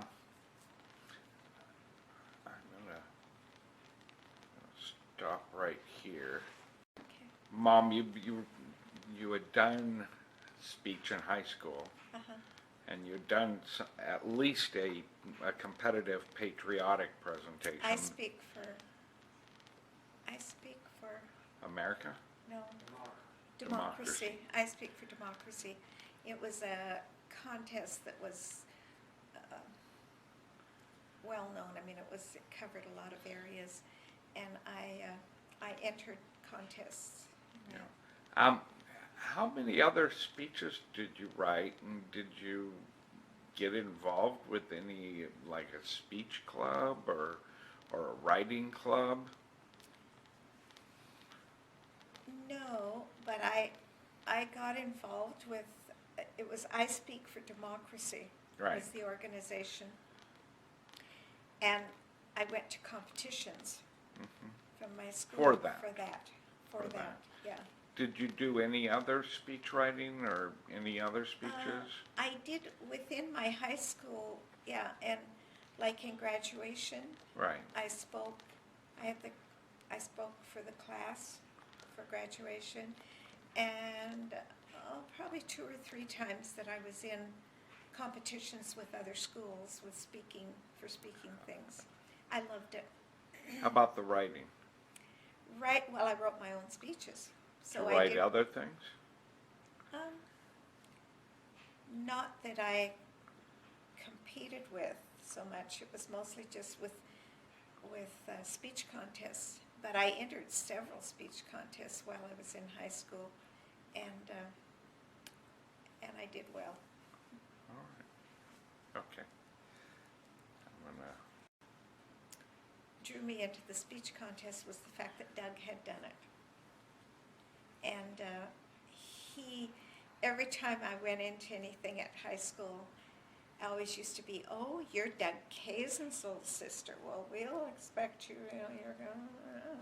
Well, anyway, I started doing speech contests, and I did better at them than he had done. So A way I to went farther up the outperform ladder him. than he did.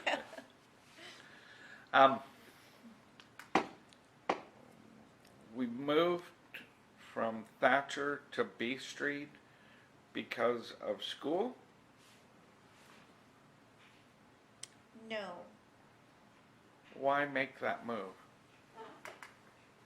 Do you remember? Sure. Why? We were in over our heads as far as mortgage. Oh, okay. We couldn't buy any furniture. Oh, that's right. We had bought a house, Well, we but had we it couldn't built. afford the furniture. Right. And I got tired of having this big, beautiful house and never could buy furniture. We just couldn't afford it. And so we decided, okay, we'll sell this nice, beautiful house out on Thatcher, and we'll move into B Street to a smaller house, but something that we could afford to buy some furniture for. And it worked. Why B Street? Just because of the house, or was there other Just reasons? maybe because it was available and we liked the area, and we were fairly close to Rod's folks. Although I don't know that that was a compelling reason, but we looked around, and it was close to the schools. Yeah, walking distance It was going to be for us. very close to school, and that was good, yeah.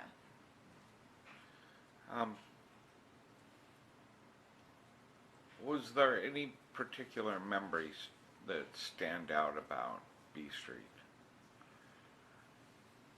Whoa. I mean, I can think of a couple You, right off. yeah, what do you think of? I think of Brian. I think of the quartets. Oh, Um, I don't know, what about Brian? I- You mean Brian's birth? yes, Oh. yes, Do you remember Brian yes, being brought home as a baby? yes. Yeah. But there are certain memories that are specific to B Well, Street. one thing you kids did look forward to was the quartets coming every year that did the, what was the name of that? What did they call it? Barbershop quartet. Barbershop quartet was a big thing in Forest Grove. As a small town, they did a big thing with barbershop quartets every year. And we decided to offer to house quartets. A quartet each year. We would house a quartet if they needed because that's what they would look to people to see if they would like to take in a quartet. So that way they didn't have to buy a place to stay. And so we did it because we enjoyed just getting to know them, and they would kind of play with you kids, and they would practice their singing, so they'd get around the piano and practice, and you and Caroline would love it. You'd sit and listen to them and watch them, and yeah. And we really enjoyed that. They were always very well-mannered guys, and yeah, it was fun. There are a couple things, specific things that happened in that house. The American trailer. Do you remember that?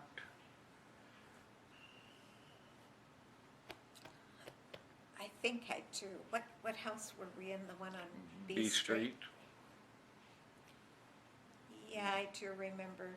That's when we went over to Reedville, I think it was, and Dad bought it from the American Yeah, you're right. We trailer drove past company. there just within a week, from just in the past week, and I thought, that's where we bought our trailer. our first one. You remember that? Do you remember any specific things about it? Places we would go to? Yeah.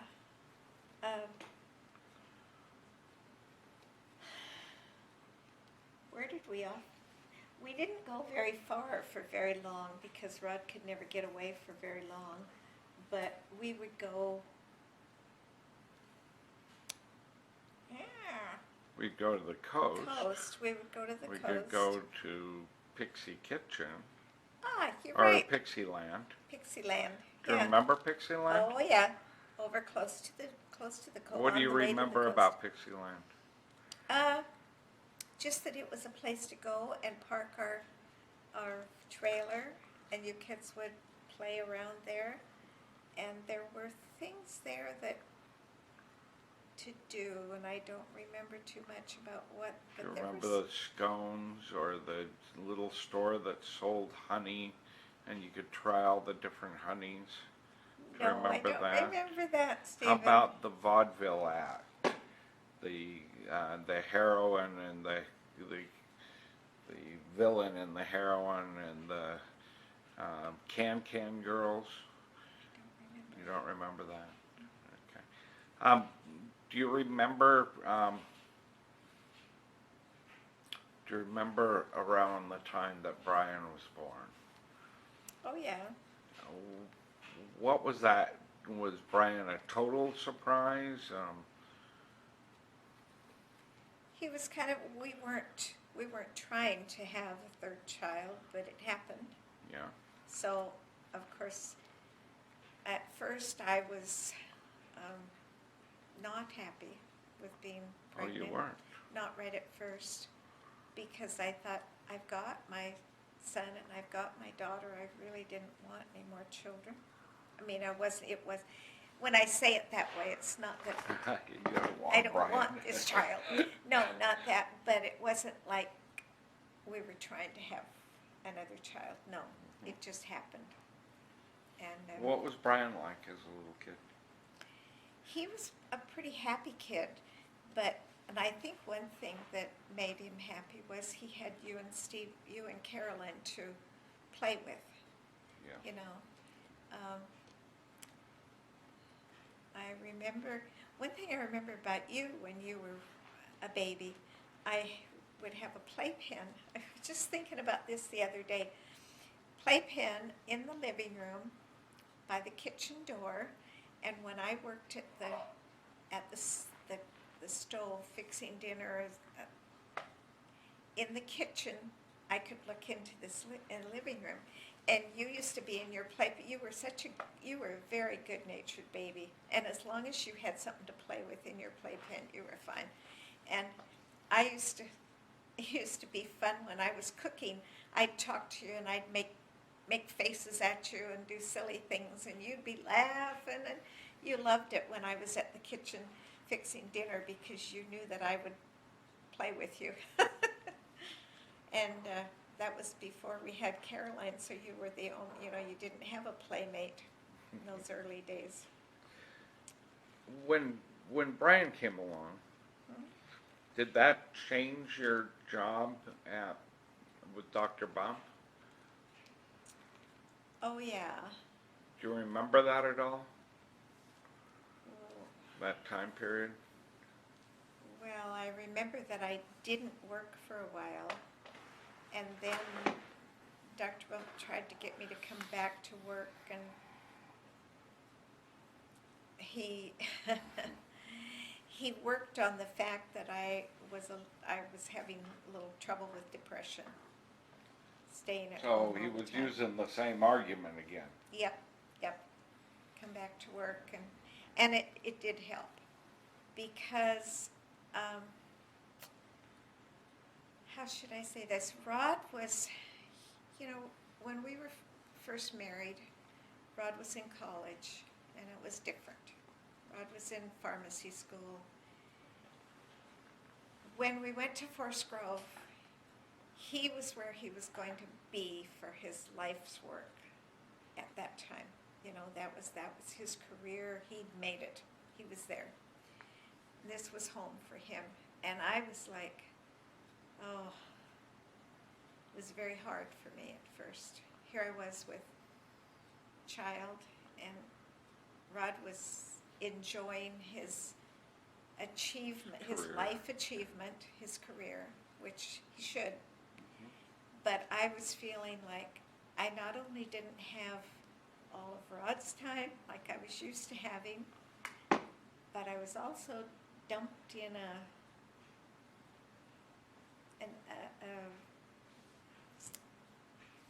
place where I didn't have any of my own friends anymore. It was all family, and I felt like I didn't measure up, like I didn't really fit. And so it was hard because I right away had 2 babies. I had you, and then I right away had Caroline. And I was busy with babies, but I never felt like I really belonged, to be honest. Rod did the best he could.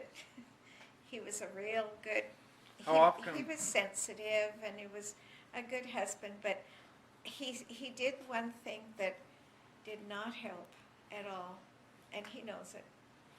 You shouldn't feel that way. And he had to learn that feelings were just feelings. I couldn't help it.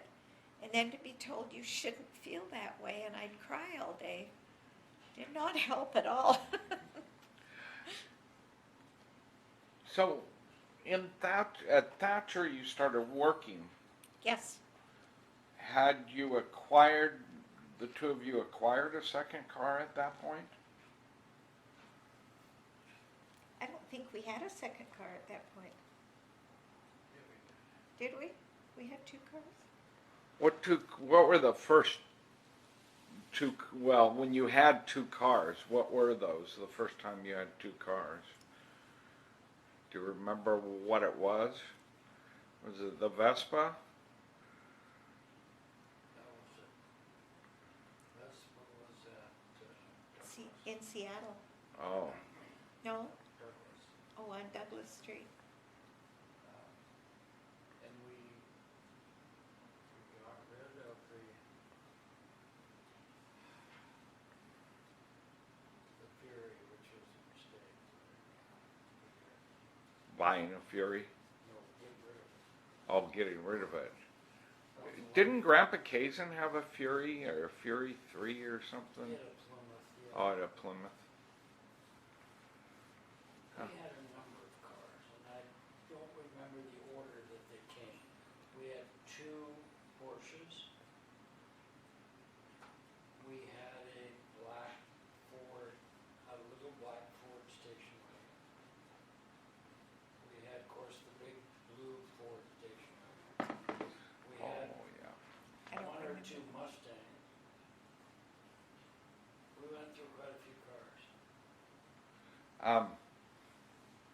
When I was at Castle School and Kennedy was shot, Yes.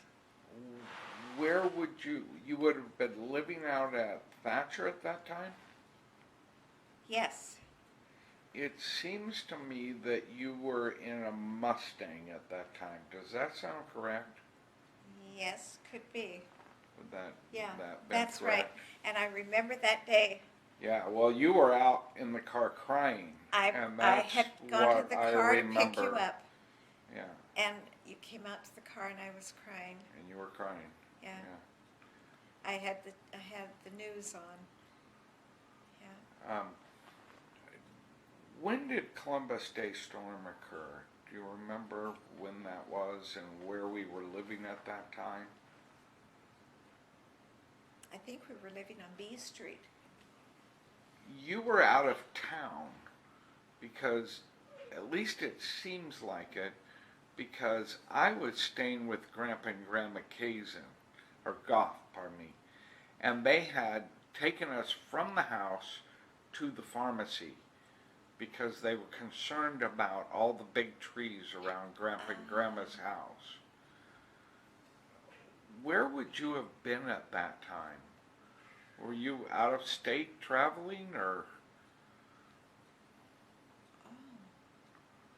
You and Caroline were staying with Rod's folks. Yeah, and we turned up staying behind the counter in the pharmacy. I remember that they made a bed on the floor for you. Yeah. We were just away for the weekend. I think we had gone somewhere just for a break. Huh? Just you and I. Yeah. Yeah. And it just And happened I to be think a it just Columbus Day happened storm. because we so seldom got away, and it seemed like we left you and Stephen with Grandpa and Grandma just so that we could go away for the weekend. Was And it still once- just Caroline and myself at that time? Yes. So it was It was previous to before- Brian being Before born. Brian. 62. What grade, when I was in 6th grade, how old would Brian have been? I would have been 12 at that point. Is he 9 years behind me? Yeah, So he would have been 3 years old then. that's probably about right. And then the next move, was that due to the fact that I was going into junior high and Caroline soon would follow? Why did we move from B Street? Too crowded. What? Oh, the house was too crowded. Needed a needed a bigger bigger house. house. Brian was growing up, and you needed to have your own room, and So we moved into a little apartment. Yeah. 14 months. yeah. A smaller place. But that's while we were looking Yeah. to see where we were going to be. I remember that place very well. Do you? The apartment. Yeah, Yeah. Chapman. I can't think of his first name right now, but he lived around the corner. Phil Chapman. And I really enjoyed him, and that put us so close. We were like 2 blocks apart. I could walk across the field behind that house Oh, and into his backyard. oh. And so it I don't remember that. helped that friendship. Yeah. What do you remember about that house? Do you remember anything about it? This is the one on, This is the temporary one that was across the street from where Dairy Queen was and behind the Honda dealership.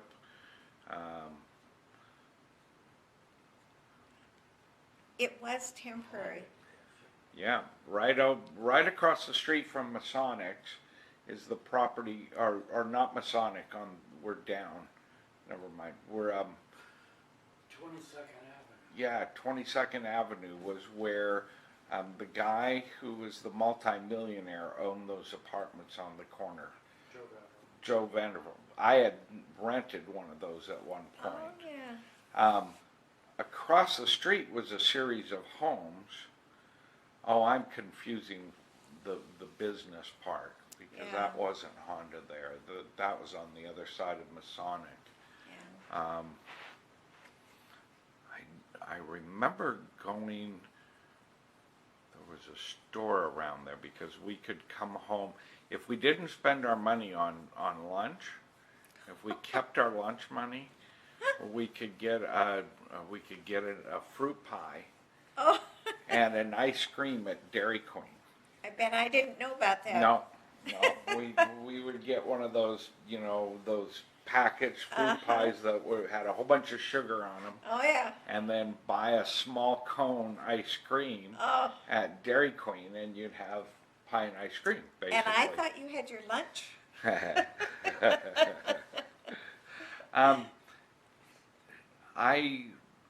I remember biking in and out of there because the road back to the house was kind of windy. Mm-hmm. It was, there wasn't a straight streets in that housing area We there. were the first ones in the house. It was brand new. It was brand new. Yeah. You want pictures of it? Do you remember anything of that? I don't remember too much about that when Rod reminded us that it was a new development. I kind of remember that, but that was kind of exciting that we're going to this new That's development. today. And that's what it was when we moved into it. Yeah. Boy, I remember that. Do you? Yeah, very much so.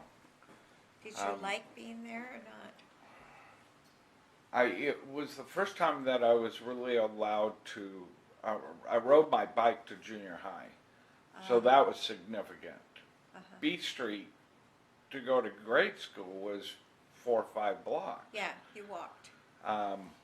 Going to junior high on my bike, well, shoot, that was 4, maybe 5 miles, and so that was significant. Is it that far? Yeah, because we ride all the way down to the end of Forest Grove, to the Forest Grove Cornelius sign, and turn right and go down about a half a mile or so back into the And you rode junior your high, bike to and school? I would ride my bicycle to school. Really? So that was pretty significant. Not that always. Not always. The weather would go bad. Yeah. And did you- Sometimes you would take us. I just don't remember. Were you still working for Dr. Bump at that time? Probably. I didn't work full time. When was the last that you remember working for Dr. Bump? Oh, goodness. I don't remember. Were we on? No idea. Do you know what your next job after Dr. Bump was? Was it I real was just estate? at home. Oh, Was real estate was the next job? I Or just was CPC? home for a while. Okay, but after you'd been home for a while, what? We were in that apartment, 71, 72. Okay. Then we were filtered. She didn't get involved with PRC or real estate until we were in Beaverton. Oh, okay. So you were over on Tannisbourne or even across. Oh, Tannis Brook on the other side of the. Oh, Tannis- Tannis Brook Apartments. Yeah. In the condominium. In the In a condominium. Yeah. Okay. And what I remember, the biggest memory of being there, it was right along the highway. And I remember the day that you decided you were going to run away. And you took off down the road. You were just a little guy, but I think. Where was this at? Was this Thatcher? No. This was This was, right on that highway. this was between Thatcher and B Street. Right there on the main drag going into Forest Grove Highway. We were in that, No, that's not right. when I was in No, that. because we went Thatcher B Street This has got to be The- between Douglas and Thatcher. between Douglas. Oh, That could be, we lived for just a short time in an apartment right on the highway, oh, right on that main highway. And one day you decided you were gonna run away. Oh, well, you were gonna go into town, but I don't know what But you started down the highway, and oh, I remember so well. I was just, I was running down the highway after you. Oh boy. I remember when I got a hold of you, and I was mad, and yet I was so glad I got you. I was crying and hugging you, and you know. I remember saying, "Where were you going?" Was that You were gonna in you were gonna Cornelius? go you were gonna go into town to Dad. Oh, was that Cornelius? Yeah, Okay. yeah. Um. So we stay 71 and 72. Did you say? At that location, and then we moved to Filbert. 1515 Filbert. Yes, yes, Right across the street from the soccer field. yes. This again. Okay. You've been looking for a long time. You find the house on 1515 Filbert. What was your impressions of it? What did you like about it? What do you remember about it? I like the location. I like the fact that I could look out and have a big empty field out in front. I didn't feel hemmed in at all. The house was nice and roomy. We had a basement where I could have I had a sort of a guest bedroom and there was a bathroom down there so that when Mom and Dad visited from Seattle, they had a bathroom and a bedroom downstairs. I didn't have to move you kids or anything. It was nice and roomy. It was a nice house and very roomy, yeah. Do you remember the wallpaper in the bathroom? No, Do you remember the wallpaper behind the ice cream bar? it was a nice, I remember it was special. It was, had something to do with the, It was almost like Farrell's down there. It Yeah. was red and gold. it was, There it was made a lot it of look red like and it was gold. an ice cream Yeah, parlor or something, yeah. yeah, and And a lot the- of textured wallpaper Yeah, that you yeah. could feel it. And the counter was red, I think, And the bathroom was a black and white print from old 1900 department catalogs. I don't remember So that. you could look on the walls and see advertisements for things back when Really? you could buy a rifle for $3 or something. I don't remember that, Stephen. That's amazing okay. that you remember that. We had barbershop there. We Yeah. had people stayed there for conference when the conference was in Forest Grove. Yeah, and Grandpa and Grandma came quite a bit. We had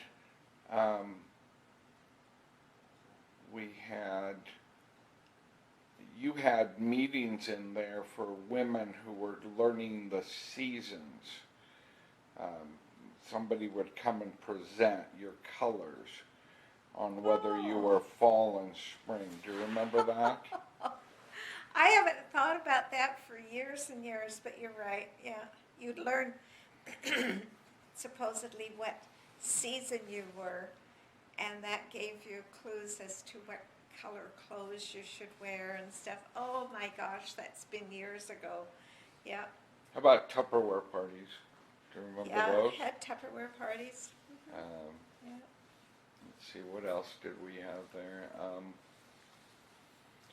Do you remember when and Dad started doing the nursing home pharmacy in the back of the garage? Do you remember that? I remember that he did that. I don't remember too much about it, except I liked the fact that he was working right at home, kind of, you know, Yeah. just on the other side of the garage, or out of the garage there. How frequently do you think you made lamb? Lamb? Mm-hmm. I liked lamb. You made it on a couple different Sundays that I remember. It was kind of a specialty. Lamb roast, I don't know that it was ever a real regular. regular or ever that it was me that mostly liked it. I didn't know that it was. Did you like it? Oh, very much so. Did you? Yeah. I don't think it was ever a favorite of Rod's, but he was very good about eating it. Sleepy here. Yeah, She doesn't care for it. yeah, she's tired. Let's see, what else about 1515 Filbert? You spent more time at home during that time period. I did work for Dr. Baum, but not, mostly when you kids were in school. Okay. Not very, not full days, not a full schedule. I did his bookkeeping, and I didn't really have to be there at certain hours, he made it very nice for me that way. Did you help every year with Dad's inventory at the pharmacy? I don't know that I did every year, did I? Oh, yeah, probably. Do you remember when Caroline started working? Did she ever work at the pharmacy? Didn't she work at Hank's Thriftway for a while, or in Cornelius, or Caroline? Or maybe it was just the guy at Hank's that liked her. I don't think she ever worked. If she ever worked anywhere, it would have been at the pharmacy. At the pharmacy? Yeah.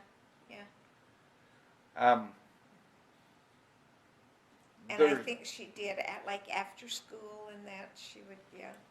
By the time we were to Filbert, who would have been your friends at that point? One of my main friends was, gosh, her name's, she's still a good friend of mine. Linda? Linda. How did you meet that whole family? I mean, I know they babysat for... Linda's mother worked for Rod in the Oh, pharmacy. okay. Yep. She was hired, I think, by Rod's dad and had worked at the pharmacy for quite a while. And as Linda got older, then she was hired to work some part-time. No, I hired Linda. I hired Virginia. You hired Virginia. Okay, so Virginia started to work for Rod. And then Linda, when she got old enough, she worked some at the pharmacy too. But Linda's mom was an employee there for a long time. And that's how they started babysitting for her? Yep. Through when her mother was working at the pharmacy, we knew that she had a daughter who was available for babysitting, and because we knew Virginia, her mother, so well, we trusted her. And Linda would come, and often if Rod and I were going to be doing something in the evening, Linda just stayed overnight. She'd crawl in bed with Caroline and stay overnight, and Rod would take her to school in the morning. Oh. That happened quite often, where she just, she was going to school, but she'd come over and stay with you kids for the evening, go to bed with Caroline, and Rod would take her to school the next morning. Wow. Yeah. So Linda became were we living on Filbert at that time? Yes, out at Okay. Filbert, yeah. Okay. Yeah. Let's see. A lot of things happen on Filbert. A lot of things. Graduation from high school happened on Filbert. For you for kids. me. For you. Caroline would have too. What year did you graduate? 77. 77. Were we moved by then? Before you graduated, we had April 1st. You remember that? April 1st. Of 77? that the elders? That's when we were sitting at the breakfast table, Oh, and I said to the family, your mother and I, and Loie and I had not talked at all. oh, And I don't know why You it maybe came don't out. want that on here. oh, I'm fine. Well, what happened was that I said, just out of the blue, and I don't know what caused me to say it, your mother and I have decided to go to Laurel Park. Laurel Park. And you kids, I- yay! And I looked at Rod like, And then one of you said, oh, April Fools. And it was dropped. That was Thursday. Sunday morning, and Loie and I didn't talk about it from Thursday to Sunday. Sunday morning, we got up early like we always did. We looked at each other with the same thought in our mind, shall we go? To Laurel Park. And we went. The rest is history. When you made that transition to Laurel Park, did anybody ever from the Gospel Hall come and talk to you about? yes, They talked to us, but they didn't come and talk to no. us. They didn't. I had to lead the Bible study the next Wednesday. Oh. After I did that, I told them. That we were leaving. And the big thing was, the big comment was, why are you leaving now? There's no trouble. Yep, that's exactly, that's quote for quote. Yeah. Oh my goodness. Yep. This, he said, Rod said, we're not leaving because of trouble We or didn't anything. move to We- Beaverton until the next year, '78. So for a year, we drove it. Wow. Yeah. Yeah, Long miles. we said, we want to raise our kids there, not here.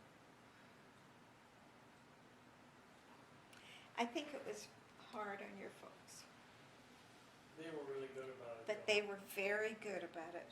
They did not, they never came to us and said, don't do this, or you're making this hard for us, or they never did. They were totally, I would say supportive of us, encouraging us. No, I They- wouldn't say. They just ignored it. Yeah, they didn't make a fuss. See, they knew the trouble that Bob had had, Yeah, and they were silently sympathetic to Bob, yeah, and he had gone to Poland. yeah, They knew the trouble that your folks had been given in Seattle yeah, at West Woodland, yeah. and they had ended up at a chapel. So They knew how, that was there horribly was traumatic. it was a shaky time in the gospel halls. There were some really bad decisions being made at that time. And when one made a decision, the others were kind of Forced drawn into into it. Yeah, agreeing with it, yeah, going along with it, yeah. honoring it. It's really Too hard. bad. I am going to call it quits for this evening. Yeah, you need to get her to Sweetie bed. is fast asleep, Yeah, you need to get her to bed. and thank you. It's really, okay. Well, school.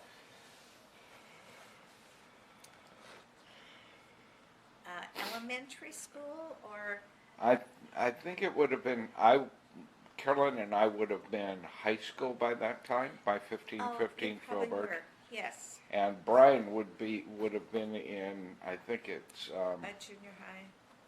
was he junior high at that point? Um, 9 years behind, wasn't he? Wouldn't Was he he- have still been in grade school? Like maybe was he at what's the grade school there Oh, down by the hospital? yeah, Did he go there at all? he must have, yes. Oh, This would have been Filbert. When we lived on Filbert, okay. He would have been in grade school, I think. Yeah. Okay. And grade school went up to freshman in high school, Okay. I think. I mean, it was like grade school and just before high school. Yeah. And do you remember anything about his performance? Did he have a hard time going off to school at first, or I don't was think that so. easy for him? He was pretty adventuresome and looked forward to going. And the thing is that he knew a lot of the kids that were going to be in his class. So, yeah, I think he looked forward to high school. I didn't so much because that was my baby. And here he was off to high school, and I'm thinking, oh my goodness. But he would, now that would have happened later on though. That would have happened once we moved to Tannisbourne or Tannisbrook condominiums. That he was in wasn't he in high school in Loie or Hillsborough? Not in Hillsborough. He would have Beaverton? been in Beaverton? Oh, Aloha High School. Aloha High School. But his Yes. grade school would have been in Forest Grove. That's true. Yeah. So, do you remember anything about how he performed there? In grade school, Brian, Was he He afraid to go to school at first, or no, like in first grade?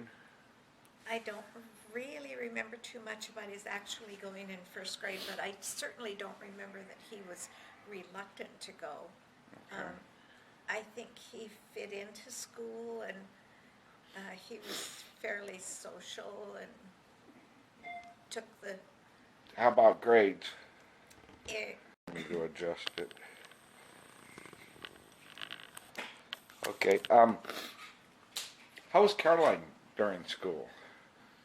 during school. Or How did about she do going in to school? school, Going to friends? school. Caroline did well in school, and I don't ever remember her not wanting to go to school. However, she was never really connected much in things at school. She went to school, did her schoolwork, and came home. She didn't get involved very much in school activities. How old would she have been when she started working at the pharmacy? Was that way later on, or? No, I think she actually, while she was still in high school, would go after school and go and work a little bit. Not very much, but, she would go over to the pharmacy and work for a couple hours or something and come home with Rod. Myself, what do you remember of high school and? High school? I think that you liked high school.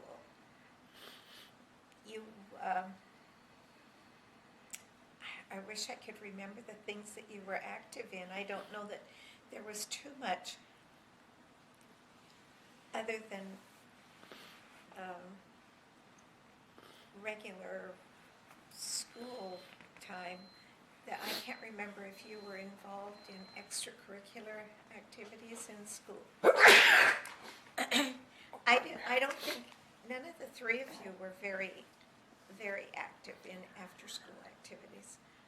I did soccer, Oh, you did and soccer. and I did speech club, Oh, did you? where I went off and competed. Did you? I won state with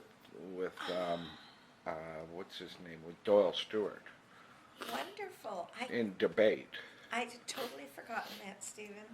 See, That's you why I remember. was so interested in your speech history, because Yeah. I don't know that I consciously knew it, but I greatly enjoyed public speaking. Yeah, and you're I the only one really- of, Brian had no interest and Caroline had no interest. I think for the most part, although I did try some other things, like a couple of the plays, It was the speech competitions Speech that I enjoyed competitions. the most.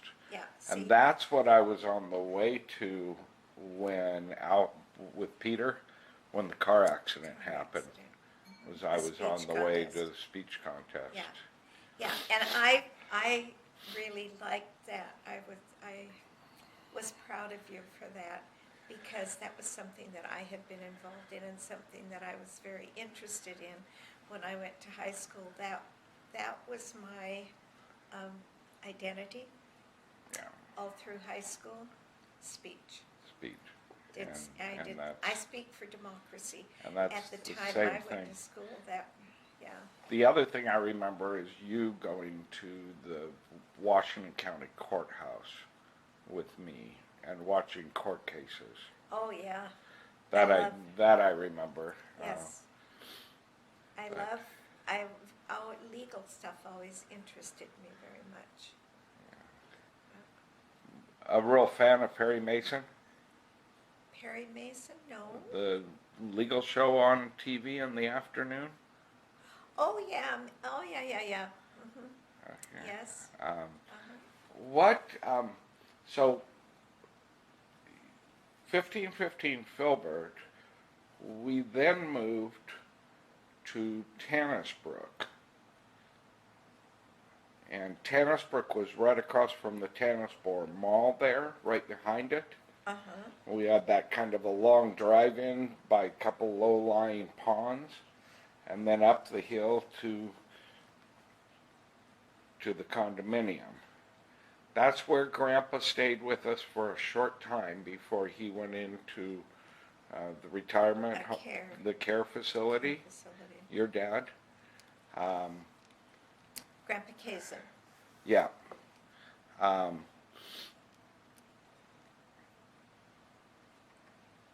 You had a dog at that time We may have. by the name of, do you remember? Lady. Lady. Obviously a female dog. Obviously a female dog. Yeah. That dog was really your dog. Yeah. And I think because you fed it, you let it in and out. Yeah. You were the one that interacted with that dog. Well, I was at home. Rob Yeah. was at work. Did you not work during that time? If I did, it would have only been part-time. What came first, the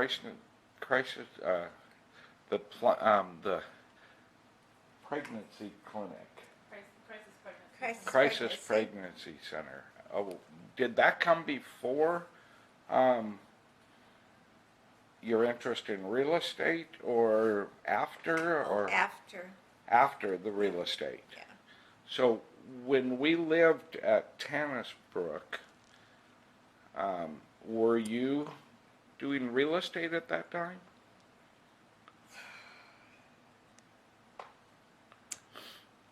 I honestly don't remember. I may have at that time, yeah. I didn't do that much. You know, I dabbled in it. It was, I really enjoyed it. But, you know, it wasn't a matter of having to make a certain amount of money. We weren't living off of anything I was doing by far. So I did it more with the attitude of I enjoy this, and I'm proud of myself that I can do a fairly good job at it, get paid for it, but it wasn't a big thing in my life. You worked for an agency over on Hall Boulevard. Do you remember the name of it? It was up on the hill. I think that's also the folks that got you through your testing. For my what? For your license. I think they helped you Get my, prepare for the license. okay. Dad, do you know the name of the real estate agency on Hall? The The real what? estate agency on Hall that Mom worked for? Was Scott. Scott Realty? Scott Properties? It's got. Oh, it's another part of a name? John L. Scott? John L. Scott. Okay, I remember going there twice, I think, Oh. while you were working there. I wasn't there a long time, No. but yeah. And I remember your frustrations of having to go and sit in a home. I think it was actually a Sunday morning, and you had to put out your Oh, yeah. open house signs Yes. I and hated sit those there open all houses. day, whether somebody came or not. That's right. And that was not a happy part of that job, was sitting there. But I did enjoy doing that kind of work. Yeah. So why'd you end it? Do you remember? I don't remember why the end came, whether we moved or whether I just had something else come up. You know, the fact was that financially I never had to work.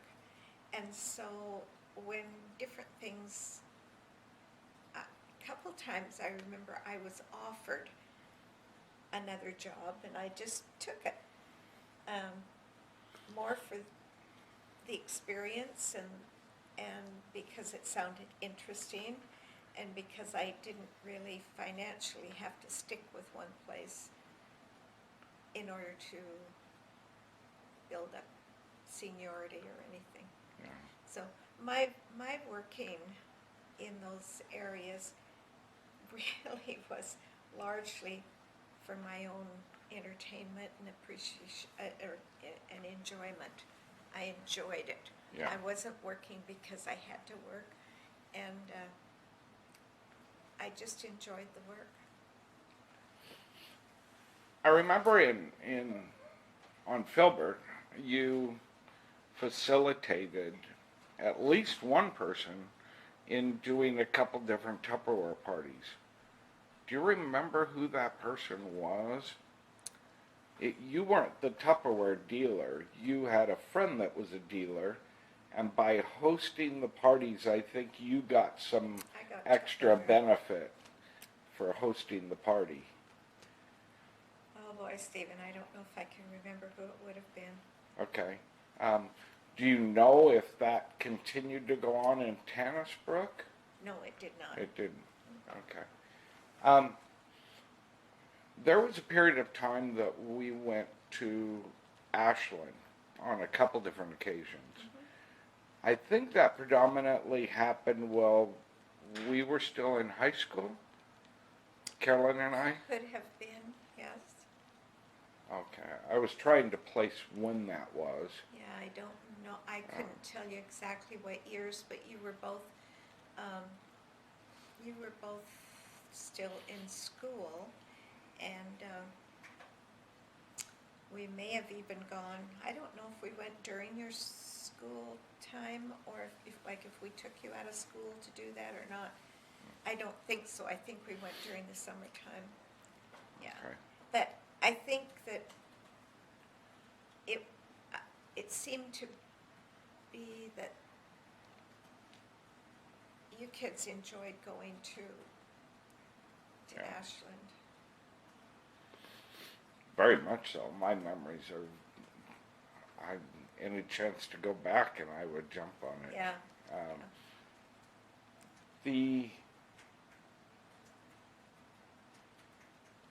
During the time you were at Tannisbrook, you were attending Laurel Park Chapel, is that correct?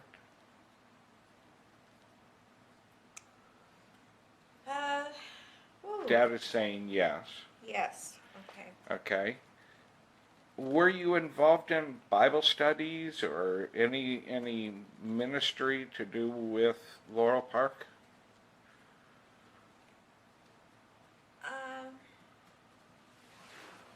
Were you on the older board then, Rod? Not to begin with. No, not to begin with.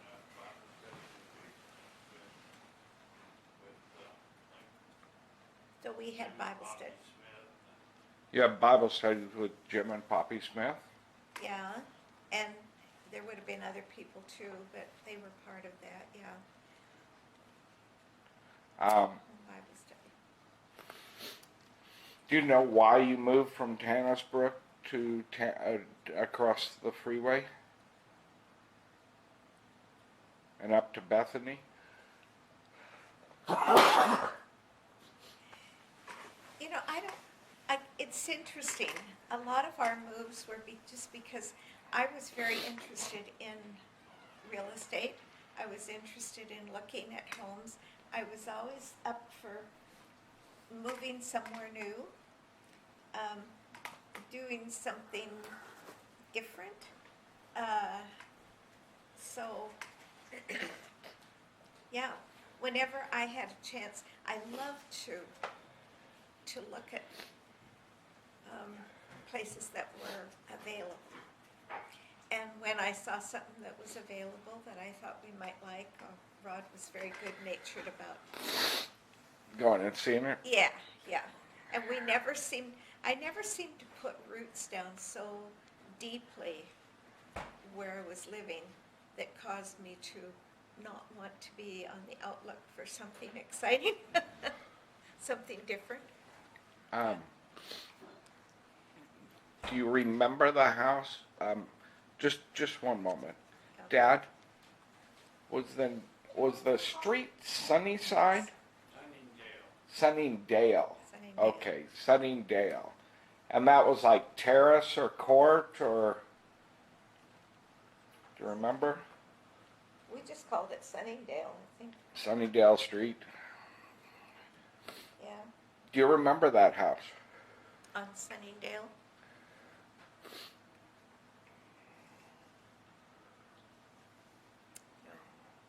You don't. What I remember about it, I remember where it was, but, what I remember about it was, oh, I do. oh, okay. We could walk over to the mall. That was That was not that was Sunningdale. the other place, Tannis Yeah. Brook.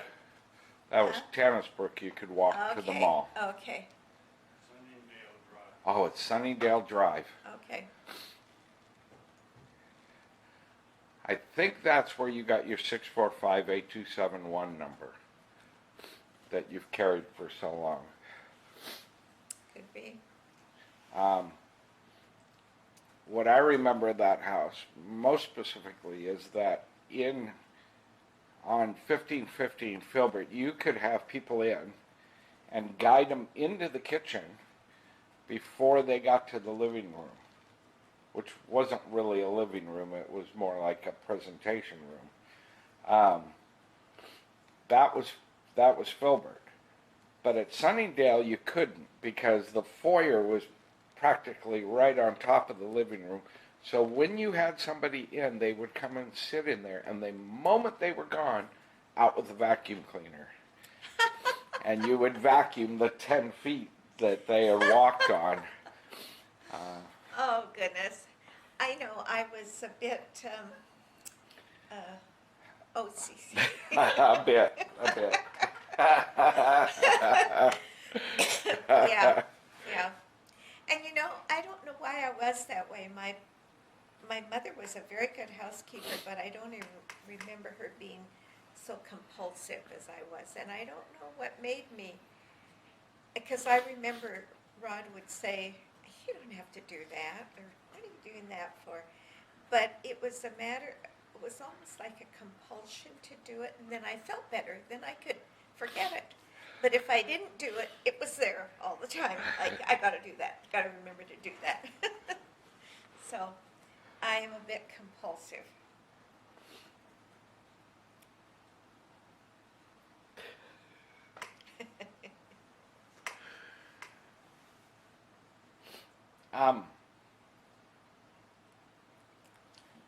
Brian had graduated. He graduated when you lived in Tannis Brook. In Tannis We celebrated his graduation down in the community center next to the pool in Tannis Brook.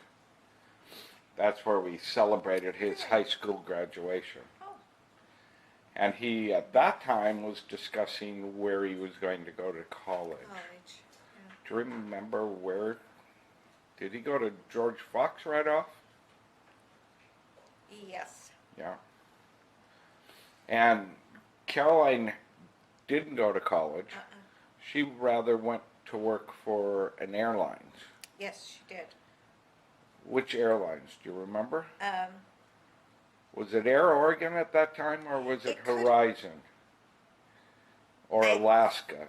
Or No. was it Horizon and they became Alaska? Seems like when she went to work for them, it was Air Oregon, Oh, okay. but they changed their name to Horizon? Horizon Air. Horizon Air.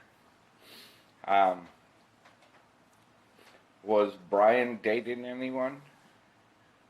Do you remember? I don't during that remember time? Brian dating anyone in particular, no. Okay, and Caroline?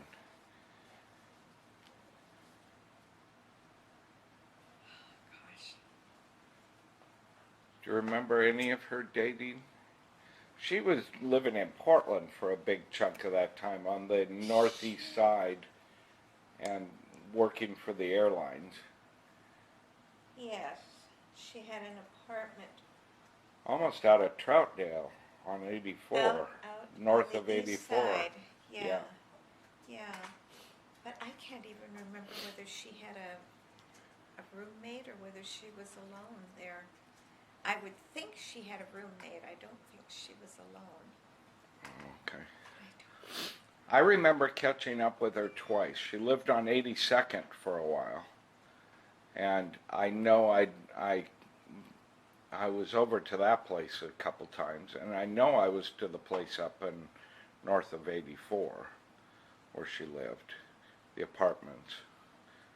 Was she alone up there? I don't remember. Oh, And boy, it seems you to should me when have she her. was on 82nd, she was living with one of the George's daughters. Thought she lived with Brenda. Brenda Goff. Yes, Brenda did. They did room together for a while. Yeah. Yeah. Who were your friends at Laurel Park?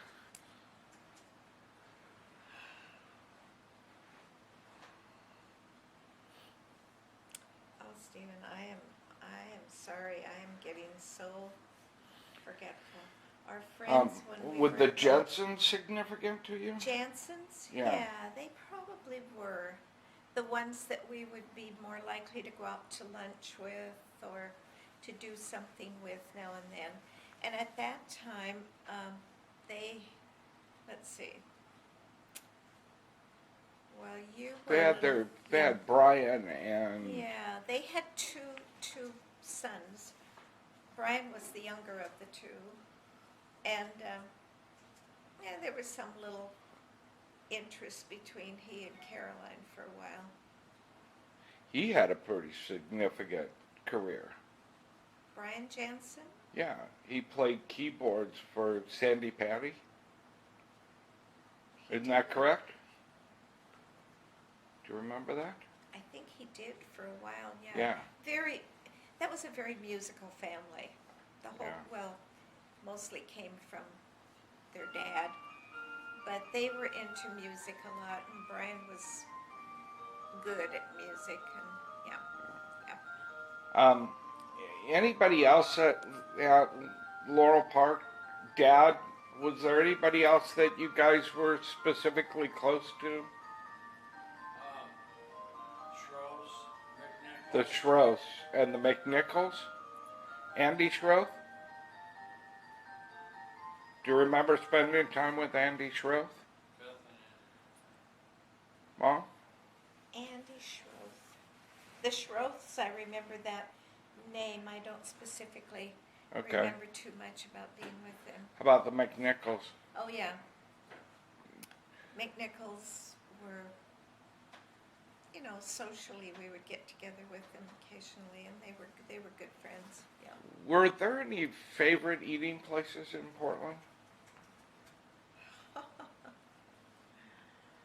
mean, I remember one specifically that was frequented several times, but I don't know. I want to hear what you do. What do you Eating. think? Yeah. Oh, goodness. Restaurant. Did you have a specific restaurant that when you thought about going out to eat in Portland, that would come to mind? Boy, Stephen, I am so aware of how forgetful I have become. How about the Rhinelander? Was that of any the Rhinelander, significance? yes. The Rhinelander was a kind of a fallback place to go. You know, you want to go Family out for dinner, you want to go to the Rhinelander. Rhinelander. Oh, yes, yes. Yeah, I see, you remember more than, but when you say that, then that brings back memories to me. That Oh, okay. I remember the Rhinelander very much. I remember it. I thought I remember them having more than one location. Is that accurate? Dad, did the Rhinelander have? Oh, just the one. Not that I remember. Okay, and just you, one. it closed. We have, About 2 years ago, it closed doors forever. well, just recently, huh? Yeah, they are keeping a coffee place open or something like that. Gustav's, which is like the pub version of it. Gustav's? Yeah, the pub's version of it. Oh. But Rhinelander, the restaurant with the guys wearing the Biederhosen or whatever they're called. Lederhosen. Lederhosen, there we Yeah. go. And the gals with their Yeah. Dairy Girl, whatever they are on. That I'd Um, almost forgotten about Dirndl. those. What? Dirndl. Dirndl? Dirndl. Dirndl. Dirndl. That's what the girls are wearing? A dirndl. Yeah. I learned something today. Well, you reminded me of how much I've forgotten. How about music? Music? Yeah. Well, I wish I had stuck with piano. I didn't appreciate the opportunity I'd had when I was younger. It was more of a think I should do this, and I didn't really appreciate the opportunity that Mom and Dad gave me to have lessons. And I learned the basics of the piano, but I never really learned to play well. I could read music, but then I let it go. I think I got busy raising kids, and I tried to expose Caroline more to music. I don't know why I didn't try to get you involved. She had piano lessons. Pardon? She had piano She had lessons. piano lessons. You never did. No. No. And why I didn't encourage you or Brian to, I don't know. But I encouraged Caroline to, and Caroline did pretty much the same thing as I had done. She learned the basics. She could read music, but she never really got comfortable with it. Ah. And that's me too. I could sit down at the piano today, and if I had music in front of me, I could pick out I could play, but not smoothly. It Yeah. would be a grind out. Grind out. Yeah. What about music to listen to? What do you like? I enjoy music. I enjoy music very much. What kinds? Mostly I enjoy, well, it depends, I guess, on the situation. I love to go and listen to quartets. Okay. And we used to have quartets would come and stay Right. with us, and I loved that. And they would be practicing, and I'd forget what I was supposed to Okay. be doing. I just want to sit and listen to them. But I loved that. But other than barbershop, Barbershop, other than that was do you the like barbershop. classical or I just enjoy. contemporary Christian hymns? Yeah, I enjoy. If you're going to talk Christian music, I enjoy more contemporary stuff. What about contemporary music, non-Christian? Some of it. Some of it. Yeah. Okay. I've never been into much music that have words in that. But I do love background music. Okay. That just the music. That it's soothing. It's encouraging. When I'm home alone, I often turn on a music station just to listen to the music. Yeah. Okay. Things you like to read.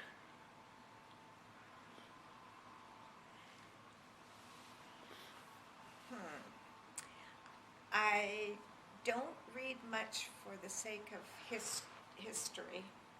I read more for the sake of entertainment, although I do appreciate um, entertaining type reading that is based on reality to, how do I say that? Stories of the past or histories of people. I enjoy reading. Like Yeah. biographies. Biographies, yeah. Movies? Do you have a favorite movie? No, don't say that I have a favorite movie. Do any stand out in your mind? Of course, we didn't go to movies much growing up. Right. But now. Yeah, but movies. hmm,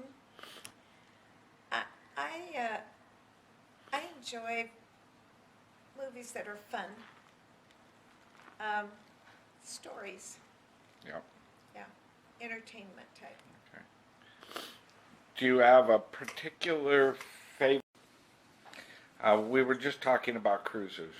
Oh yeah, we were. You like cruises. Yes, I do. What do you like about cruises? Cruises that you can kind of check in one place and you're not moving and packing and unpacking every day. And cruises often take you, well, they take you to places that you wouldn't normally go to unless you were on a cruise. Yeah. So they're unique. Is there any particular one that you remember and enjoyed? Like to Australia or the Rhine River cruise or the Caribbean or Alaska? Well, we've done Alaska and Caribbean. I don't think we've ever done the Rhine River. Yes, you did. We did. You did do the Rhine. Rhine River, Okay. and you did North Australia and Sydney, I Yes. think.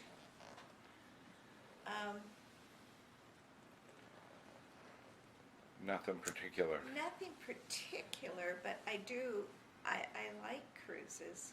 Okay. Yeah. You were living down at Sunningdale, and then for some reason you moved into Claremont. Was there a specific reason? Or was it just an opportunity? Was it I an think it was an investment? opportunity. I've always been interested in real estate,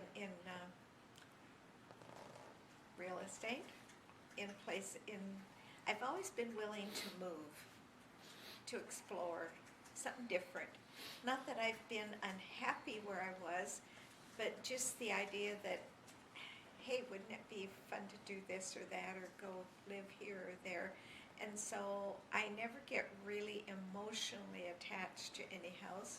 Right. And when there's something came up that I thought that we'd like, had some advantages at the time of life, Yeah. we would move. So, did any of us kids ever live at Claremont, or was that just a guest room and movie thing upstairs? Did Brian live with you at all, In or Claremont? was he married and gone, or at least gone off to college? Claremont. I think he was on his own by then. You, at some point, you switched from Laurel Park back to Cedar Mill. Do you remember when that occurred? 92? 92, yeah, it's a So good thing where we're would on- you have been living at 92? Would it have been Claremont? So you would have been at Claremont Yes. when you made that change. Yes, I think so. Now, you had a Bible study there with a group of people. The pastor of the Latino church, or the Latino service. I think you had the Andersons. Yeah, Thatchers. possibly.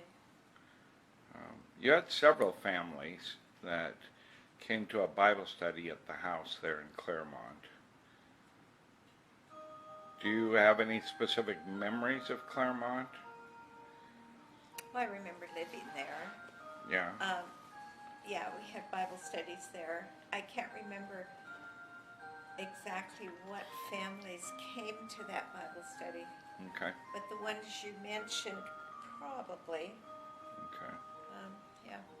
We had this family photo taken there. Oh, yeah. So really the combined family photos kind of began at Claremont. Yes. Yes. Which It is, was at that point that, well, you weren't married at that time, mm-hmm. but Brian and Starla had the 3 children then. Yeah. So, yeah. We had that one, and then there's a picture on the other wall where I think you are married. Yep. And it was taken in the Rose Garden. That's right. But That's right. this one will always remind me of the back of Claremont. The back of the house at Claremont, Yeah. yeah. That was a really nice deck, and you had that extending cover that Uh-huh. you could pull back when you didn't want it, or That's right. advance it when you did. Or, yeah. In the summertime, we used that for shade. Yeah. In the wintertime, it was more open because it was right on the golf course. And there's another thing. You spent most of your time looking out on an open field. Golf course. Yeah, rather than at an adjoining house. Yeah. And I liked that very much. And we only had the window broken once by a golfer. Ah, yeah. And he was very nice. He came and left his, we weren't home at the time, and we came home and there was a little sticker on the window with his name and telephone number, and said, that he did it. Give me a call. Well, that was good of him. That was very good of him, because he could have just walked off the course, and he could have knocked on the door and found nobody home and walked off the course, and that would have been it. We would have Yeah. come home to find a chip in our window. Yeah.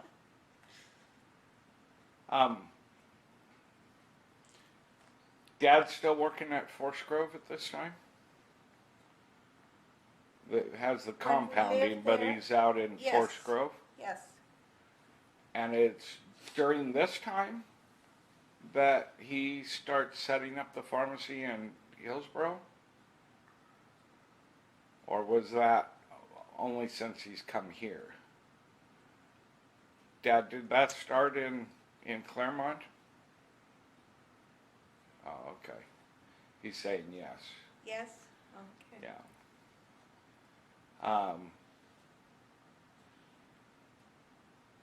Was Brian and Starla around much in Claremont? I imagine Caroline was, because now you're just within a She couple lived miles very of her. close. Yeah. No, Brian and Starlet, not as much, no, because they were over in the other side of town, yeah. Okay. Anything else about this house?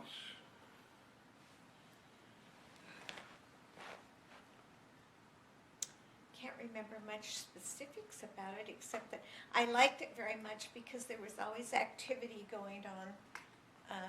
Not bothersome activity, but just, people walking by. And when they came off the golf course there to go to the next tee off, they had to come across the road, which meant they walked right under my kitchen window and across the road to tee off for the next hole. And Yeah. I liked that, people would wave at me, or, Do you remember Dad's pond yes, I do, and the pump? yes. I always thought that was nice because it was like a white noise Uh-huh. that kind of covered up people It was a soft, coming in. Yeah. yeah, and the sound of water is very soothing. Soothing, yeah. If it's quiet, kind of not a real loud noise. And I loved that because we'd sit out on the deck and we could hear a little bit of the noise in the pond. Now, do you remember all the fruits along the south side of the house? Dad had some apple trees that were multiple types that he formed along the side. You had rhubarb there. You had a few strawberry plants. I do remember the rhubarb and the strawberry. I do not remember The apple. the apple, no. They weren't full trees. They were being grown right up next to the house. So it doesn't look like like a regular tree. Well, you have better memory of that than I do. Do you remember using the hot tub there? Oh, yeah. Okay. We liked the hot tub. Like the hot tub. Yeah. We'd go out, when we liked it, the times we liked it the most was at night, Yeah. when it was dark, and we'd go out there and on a warm night, and it was really nice because, there was a lot of sky and not too many. We were on the golf course, so there weren't other Golfers. buildings or golfers right Yeah. behind us. Yeah. Why the move from Claremont to here? Do you know?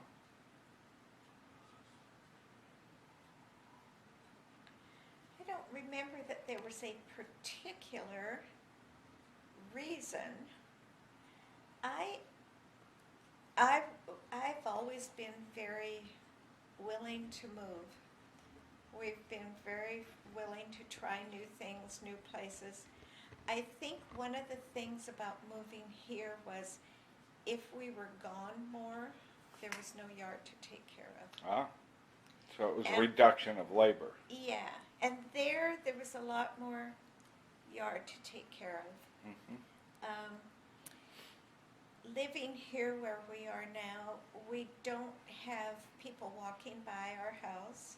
Yep. We have no yard to take care of, and we have a very nice view. We can see quite a ways. Our neighbors it's a little more intimate, and yet we've been blessed with wonderful neighbors. We don't feel, they never bother us. We don't have loud neighbors. We don't feel like anybody's poking their nose. Of course, we're at the end of the hall, which definitely helps. We don't have traffic coming and going. But we have wonderful neighbors here, and we feel very secure. That's one thing we talked about when we moved here. If anything should happen to one or the other of us, especially Rod, thinking if anything should ever happen to him, I would feel very comfortable here. I wouldn't feel alone, because I open my door and there's neighbors' doors right across the hall. Yeah. And yet, with the view we have, I don't feel hemmed in at all.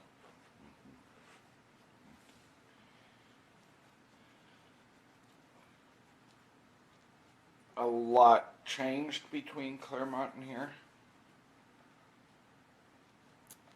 Other than just reduction in yard work, did other things change?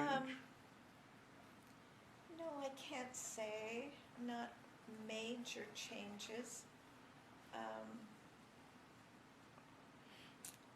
There definitely was, at Claremont, there was a little more outdoor care of yard, a little bit of a yard. Here, all we have are some plants on our deck. Mm-hmm. That's all we have. And we looked at this as a place where either one of us would be comfortable and not feel overwhelmed with work if we were alone. You at one point had cleaning staff coming in once in a while. Do We they still still do. do? Oh, okay. How often do they come in? Rod? Are they once a month or twice a month? 4 weeks, Every 4 weeks. Okay.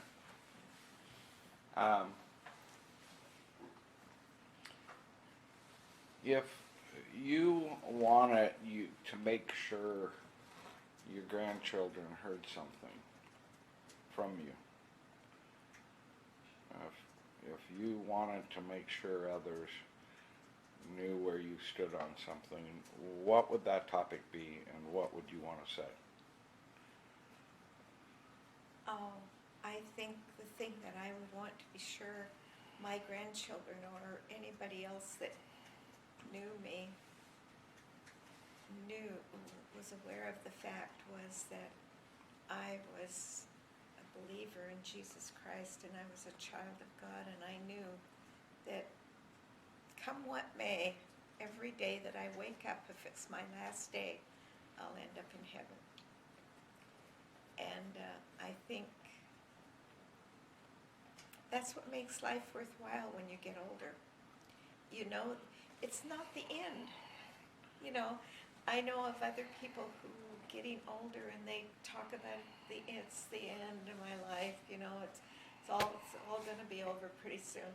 Well, none of us are going to live forever. But when I die, it's not the end.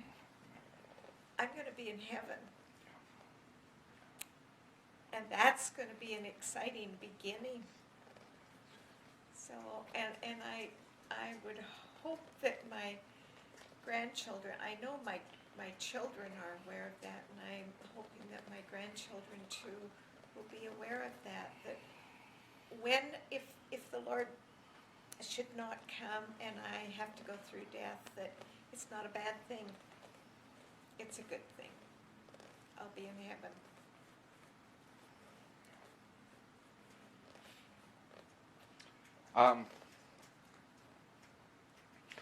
I know this might be a little bit of a difficult question, especially because Dad's sitting right there. But tell me something about your relationship.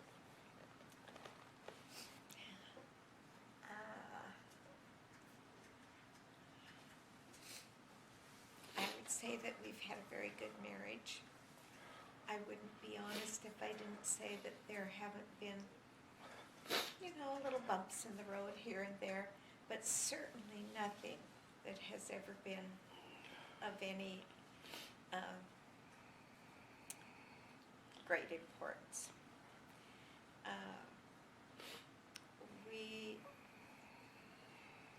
I think we knew each other fairly well when we got married. Our backgrounds are similar, were similar enough that neither one of us had major adjustments to what life was like.